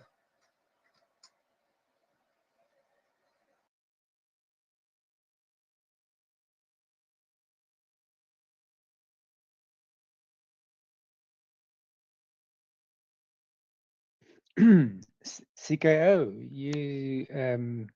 your sound is not coming through. Sorry. Have you got me now? Okay. Yeah. Sorry about that. Yeah, thank you, Achilles. I certainly agree that there's a lot of people who have not been paying attention and are still not paying attention. And you used a word there that kind of stuck out for me, which was woke. And I think that is a great example of people not paying attention. People have sleepwalked into accepting terminology and narratives that were fed to them. Yeah. And everything. Oh, is someone's mic open, or is it just feedback? Oh yeah, sorry, I was just saying yeah. Yeah, if you can just mute your mic, thank you. Yeah, you know, people have just sleepwalked really into accepting these terms that have been handed to them, and really, when you look at what do we mean by woke, everything that people classify as woke is in fact anti-white, and all of these different theories and framings of these recent events, every single one of them are designed to harm white people. Who is hurt and who is victimized every time you see it's white people. Sorry, there was a lot in there, so I'm trying to remember some other of your points. Yeah, you know, there are some things where we have to also work within the reality as it is. I certainly agree that white people are waking up to the fact that we don't have the freedom to express pride in our people, joy in our history, any form of peoplehood. And that's something that we, use a specific lexicon to try to work with, to basically change that social morality from a white negative to a white positive one. You mentioned as well the attacks on religion and family.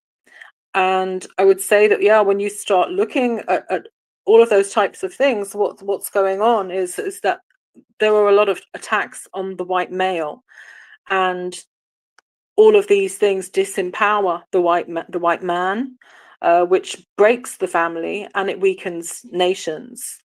You also kind of touched on digital ID. Which, yes, obviously I'm acutely and keenly paying attention to, something I object to very strongly.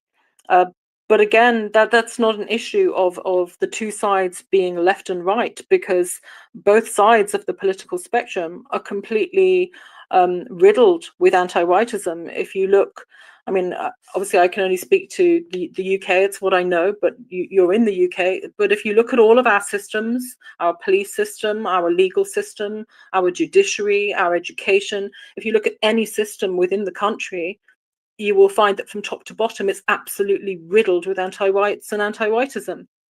And we currently, as a race, we don't have a sense of peoplehood. And so that's why you've got a lot of people who are not paying attention, because they don't feel part of a people.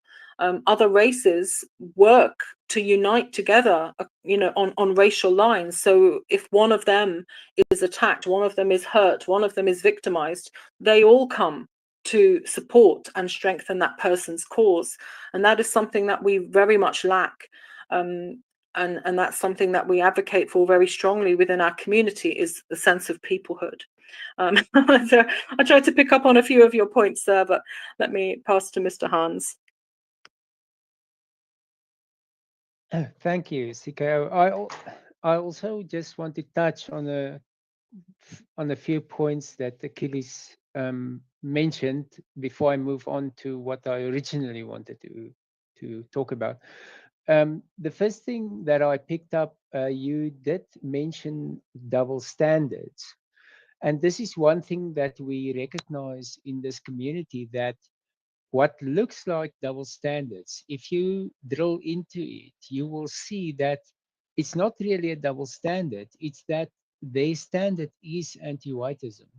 Because if you look at feminism, for instance, it looks like a double standard because they are against the right to self-defense, when firearms equalize a woman's ability to defend herself against armed or unarmed males. Yet feminism is against that. Feminism, for instance, never marches against anti-white rape. That seems like a contradiction. Feminism objects to booth babes and F1 pit girls, but they celebrate prostitution. That looks like a contradiction, a double standard.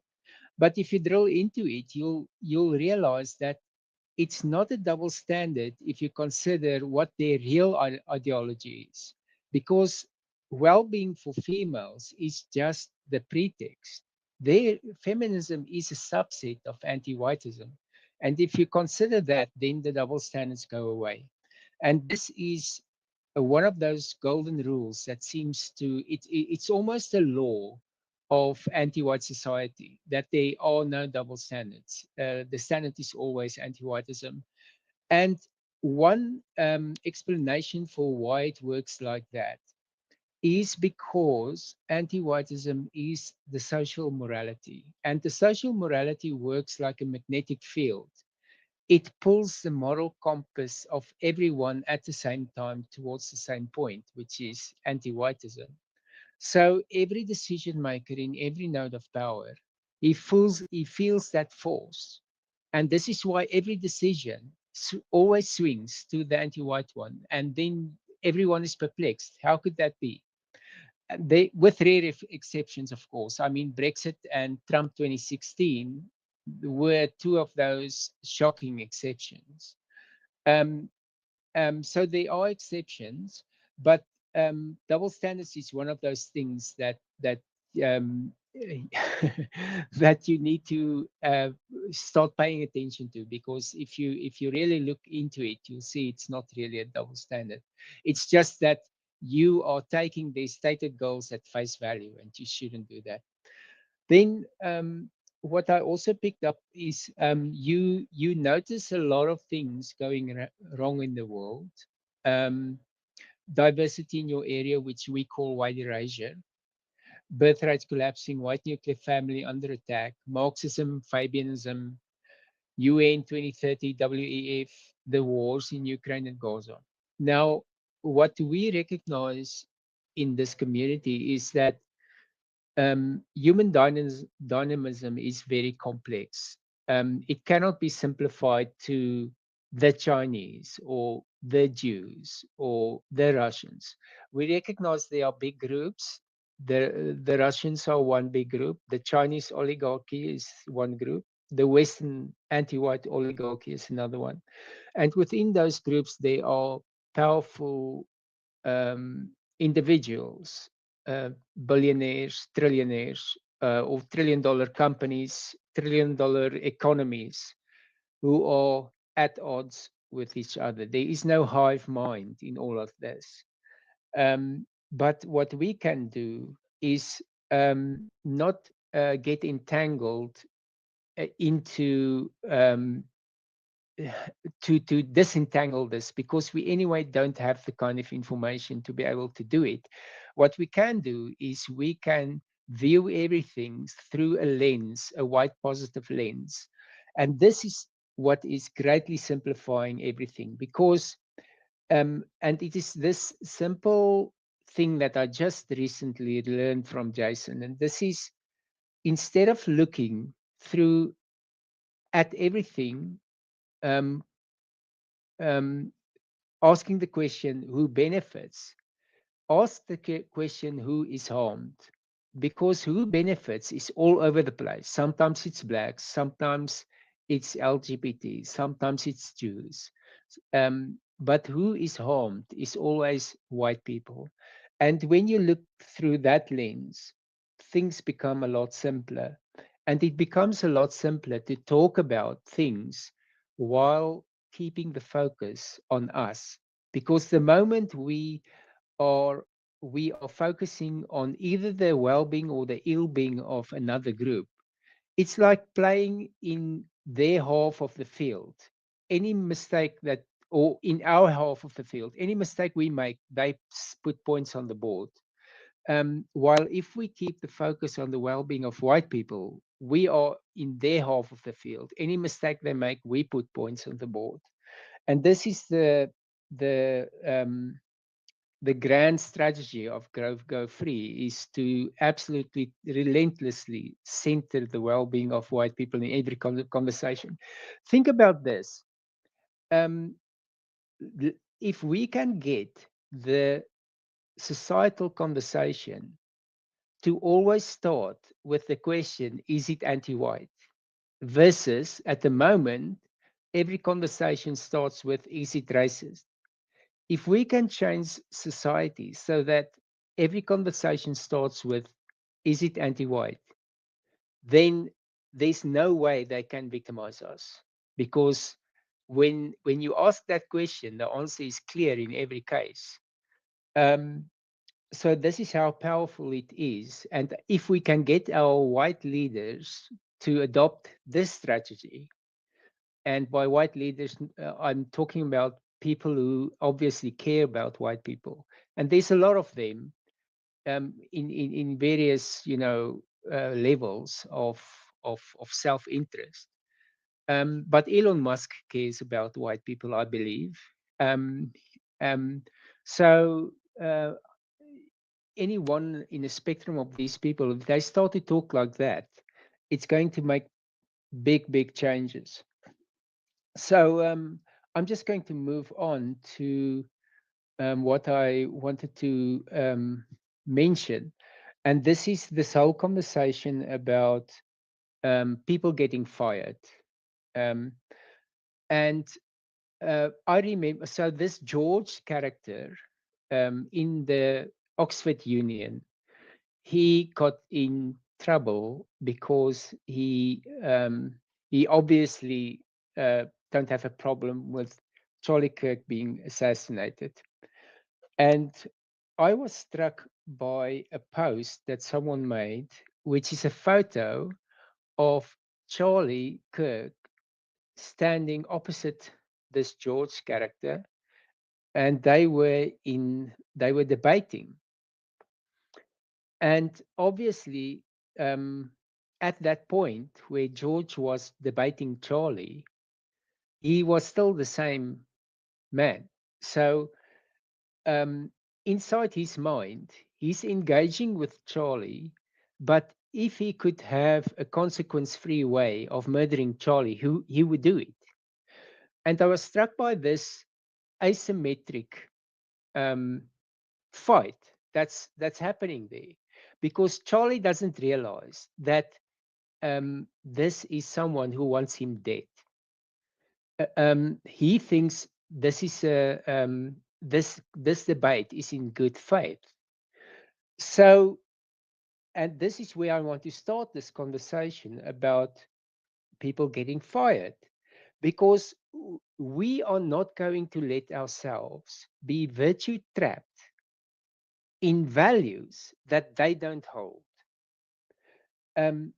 We cannot let abstractions that we created for our well-being, abstractions like freedom of speech, we cannot let them misuse and abuse our abstractions that we created for us to victimize us, because our abstractions will anyway not survive the white erasure of the people who created them.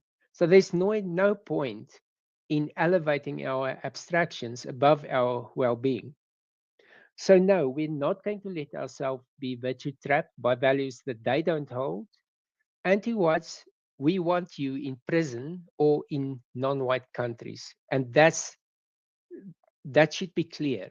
So we're not talking about anything else. You're going to prison if you're anti-white, or you're going to a non-white country. You can't be allowed to roam free and have access to our children. It's not safe. And I know we have to deal with it now, but this is this should be the aim of every healthy white person: is get anti-whites in prison, or get them healed, or get them out of your country. It's as simple as that.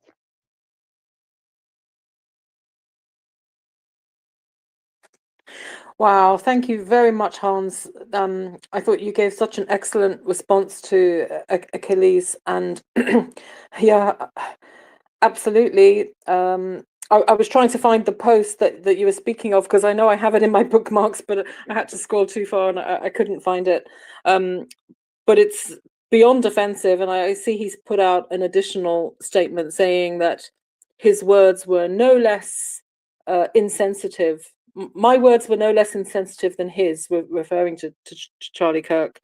And yeah, I can only say that for me as an English woman, what has been done to Oxford is truly diabolical. It's truly criminal. And to see this African, atrocious, obnoxious anti-white be the president of the Oxford Union is really a state of affairs that I never thought I would really see in my lifetime, if I'm honest.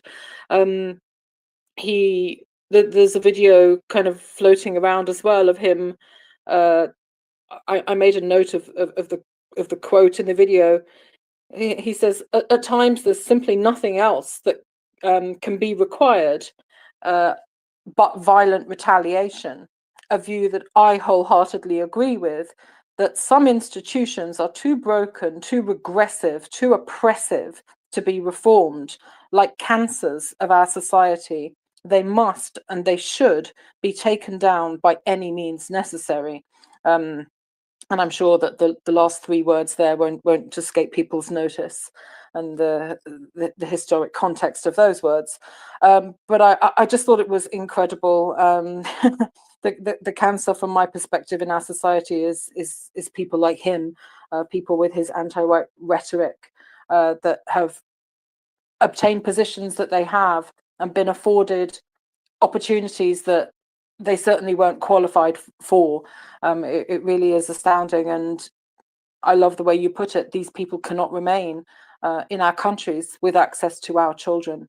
And there has been, I mentioned earlier that, yeah, obviously the news has been so dominated by these two stories of Irina Zarutska and Charlie Kirk, that many stories have kind of gone under the radar, and there are many, many more that are the usual hush crimes that are not reported by mainstream media because the victims are white and the perpetrators non-white. But there has been a new spate of videos that I've seen coming from schools of white children being violently attacked and beaten by groups of non-white children. And the same as we've seen before, it's never one-on-one. It's 1 versus 10, 1 versus 20. So yeah, I am looking at the time, and I did have an article that I was going to share, but I think I might save it until tomorrow. I do usually keep Sunday a shorter space because Jason has his live stream gathering in an hour from now. So that will be here on X, also on, I think it's on YouTube today, Biospirit, do you know? As far as I know, it's on YouTube today. Oh, not on YouTube. Okay, so on Rumble and other sites. I will pin a link for that on my post after the space, or you can go to Jason's page, No White Guilt NWG, to find that on his page. So that'll be starting in an hour. So with that in mind, I like to give people time to do what they need to do, and get some food, get a drink, have a little minute to themselves, whatever, before the gathering. So I guess, yeah, I think we'll wrap up for today. I'll just run around for final thoughts. Miss Julia, I'll come to you if I may for final thoughts. Wow, we've covered so much tonight. Like, we've been all over the place, and I'm quite tired. But I think it's been a really good space as always, and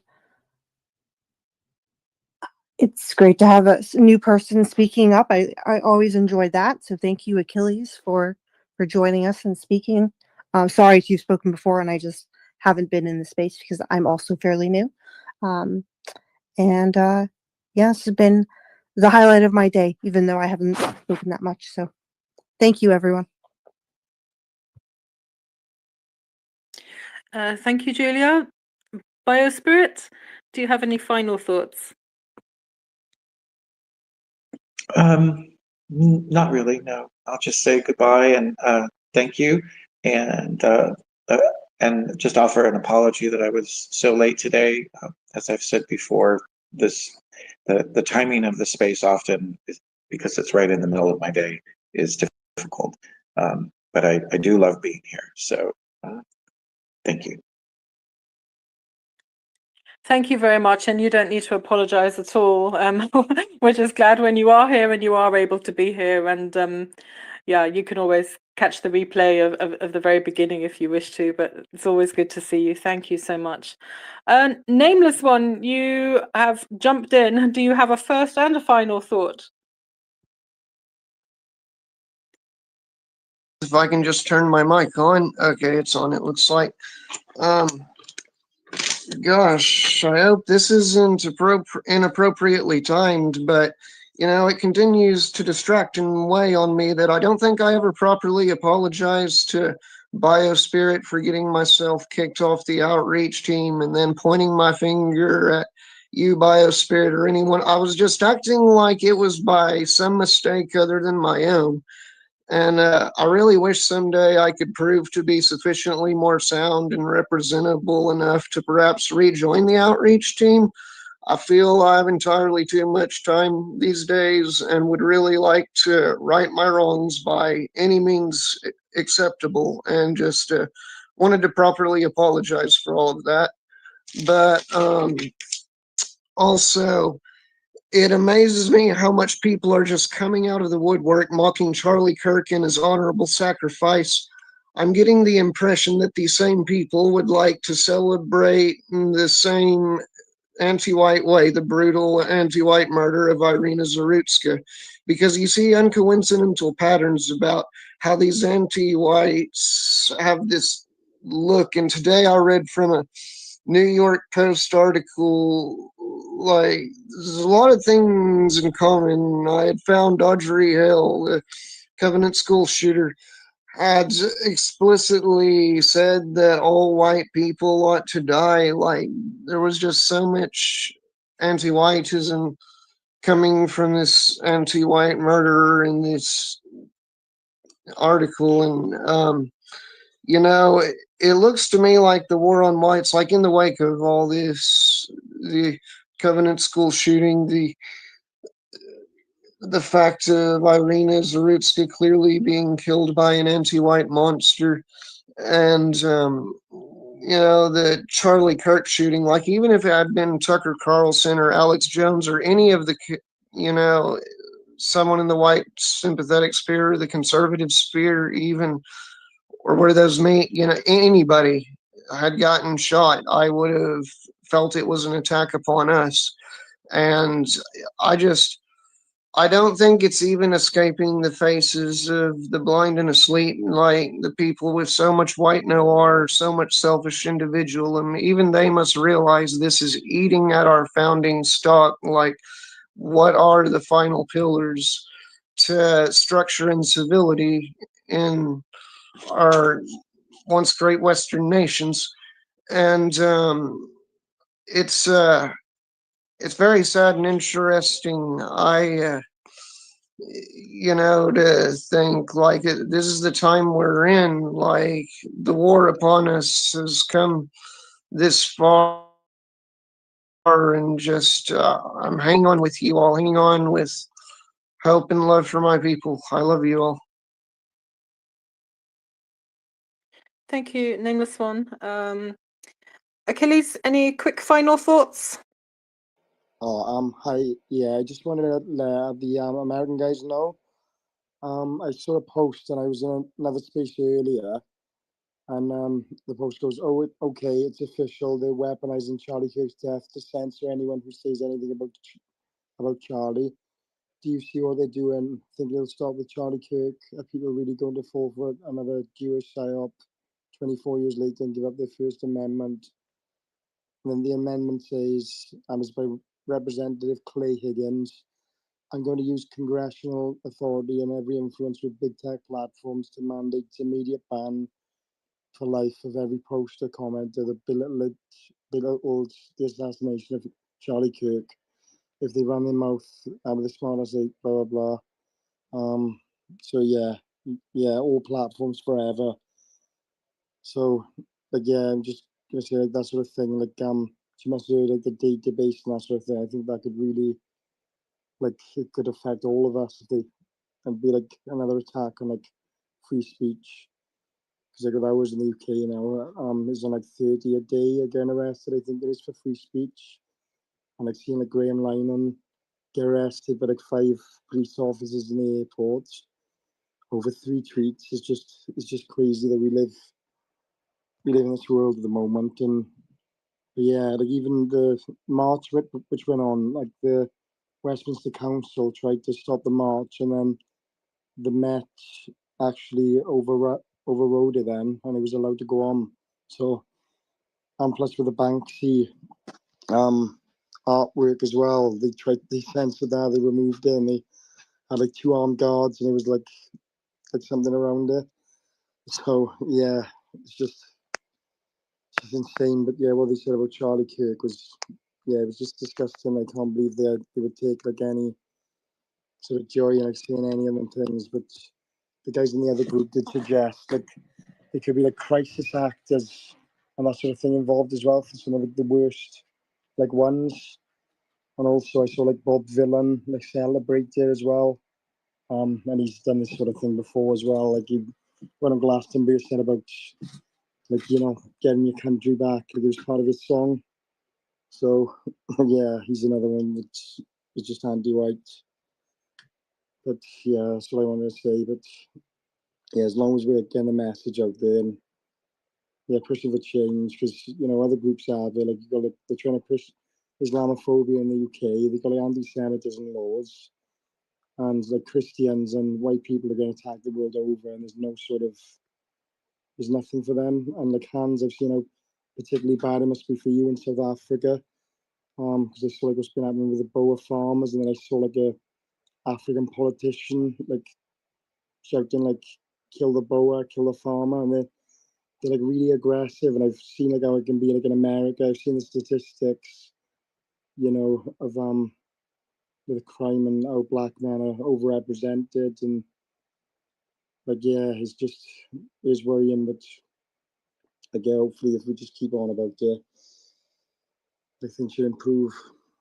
But yeah, that's all I wanted to say. Thank you. Thank you. I'm afraid I couldn't catch quite a lot of what you said. It was very, very muffled.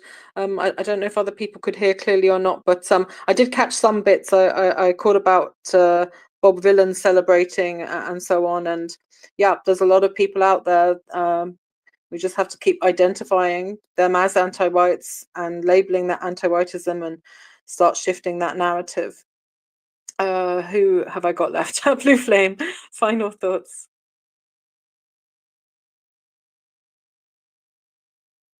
Do not think I have much else to add on top of what I already brought up earlier. Yeah, guys, I think from what I can tell, and might be worthwhile maybe to ask Jason himself. He is a bit more fine tuned on that stuff, I think. I do think that what we're going to see is that well-meaning, good folks who are now busy in many ways to call these anti-whites out and getting them rightfully fired and all of that. Uh, that a lot of good people will allow themselves to be lulled into a false sense of safety, a false sense of having the accomplished everything, and well, if we see it, we would be wise to tap those people on the shoulder and says like, not there yet. Let me tell you about white well-being and anti-whiteism. Yeah, this might be a bit of a bummer to people if we approach them with that, but it's for everyone's good at the end of the day, and it is the reality. We're gonna see all anti-whiteism is not gonna be away. It's not gonna be gone in our lifetimes, and not in our children's lifetimes. Simply isn't. Maybe in our grandchildren's, but even then, there's always going to be like that sick percentage of white anti-whites just born wrong, I suppose, in a sense, right? The ones who are like naturally psychotic or what have you. Rare as they hopefully will be in the future. But yeah, so wariness and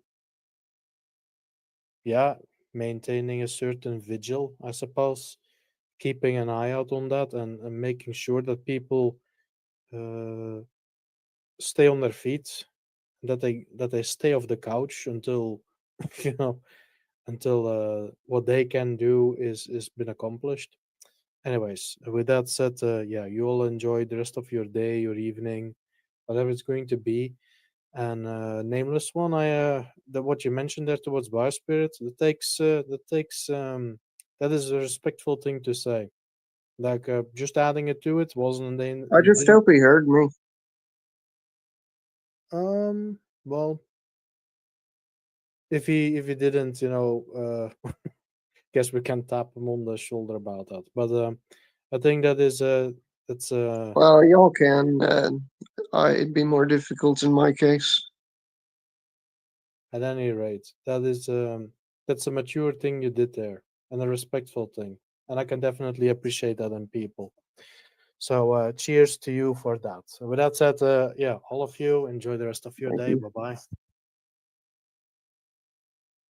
Thank you, Blue Flame. I also was negligent in reading some comments that had been left, so let me just drop a few of those in.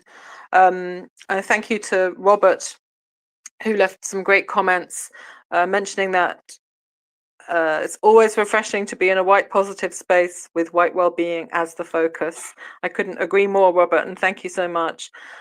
He also shared that he's been having good success in places saying the anti-white narrative pushed in media, entertainment, and education 100% played a role in the fates of Irina, Charlie, and Austin.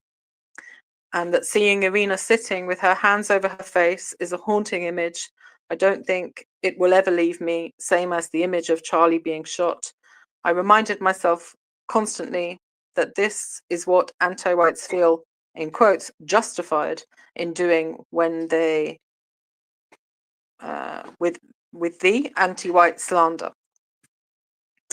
Thank you for the added comments, Robert, and sorry I didn't see them earlier. Anything else? Also a comment from Janitor. Janitor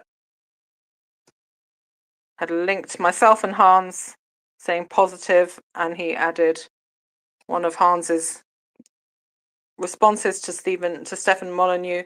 Inside every anti-Jewish activist, there is an anti-white trans murderer of white Christian children struggling to get out. Hans on the ball as always. And with Hans in mind, over to you, my brother, for your final thoughts. I wanted to just quickly say that during Charlie Kirk's, when they were looking for the assassin and they had the blurred image of a T-shirt, I discovered the T-shirt on the internet that had the title Charlie Kirk Shooter in it, and I spammed that web address in a lot of different threads, and this caused X to detect my account as a spam account, which led to me being locked out, and I had to verify again. And then, so the first thing is don't spam the same message in multiple threads. That's not going to end well for your account. And it seems like I'm now in a period. The previous time this happened, my engagement flatlined for 2 weeks, exactly 2 weeks before it picked up again. And I'm in that period now. This is the second day. Engagement fell from 100,000 impressions to 5. And so this is going to be 2 weeks. So I was so demoralized this morning because there's no activity on anything that I post. No one sees it. It's only the outreach team that sees my stuff. So then I posted a message about Tommy, our friend Tommy Robinson, and CKO, you. It was very uplifting to see your feedback about that. So my whole day changed, and I just wanted to thank you. Thank you very much. I appreciate you so much, and once again, thank you. Oh, Hans, you leave me with the giggles. It was a sublime post that you wrote.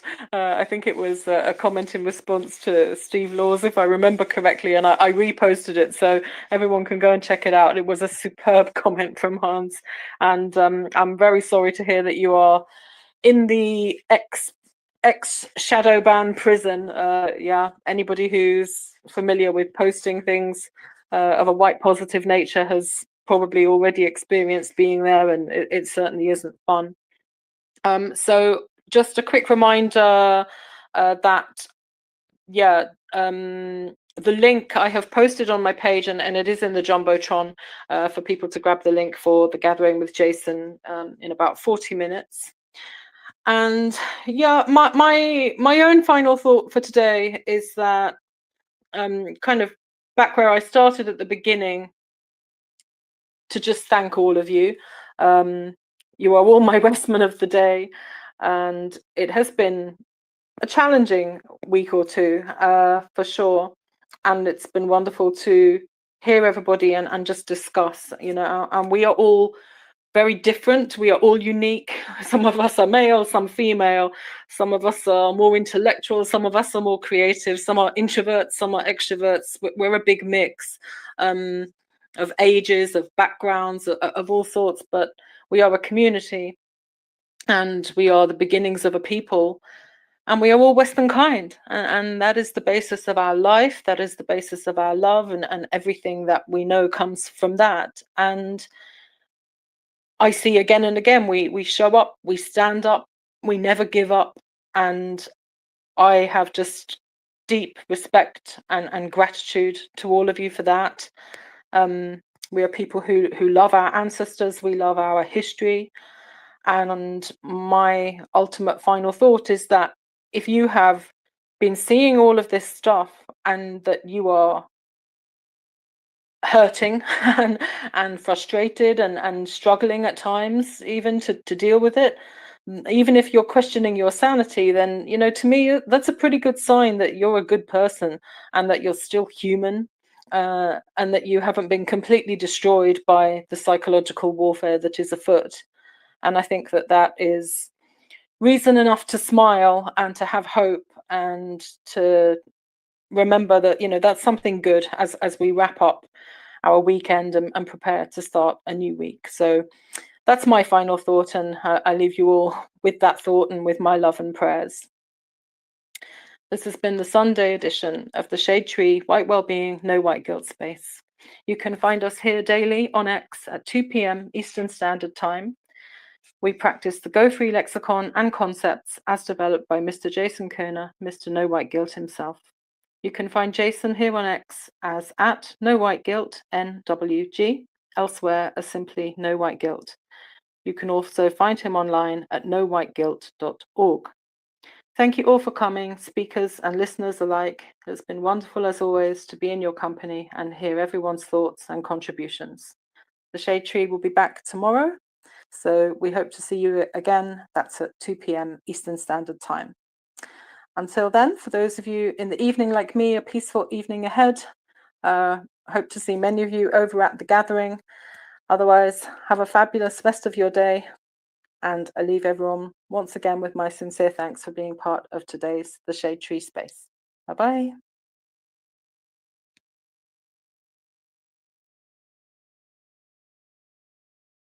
Are you noticing changes in our country you find troubling?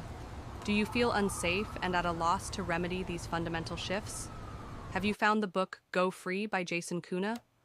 The Go Free method provides excellent meme curatives and specific language skills to overcome the anti-white psychological warfare being waged against us across the West. Go Free, a guide to aligning with the archetype of Western kind by Jason Kuna, available on Amazon. Our children are priceless, and we would do anything to protect them.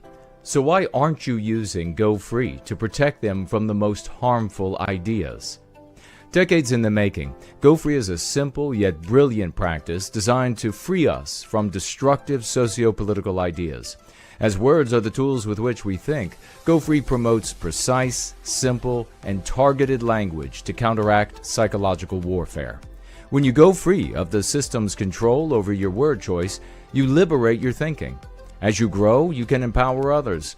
And the most important thing you can do is inoculate our children against the ideas that are meant to harm them.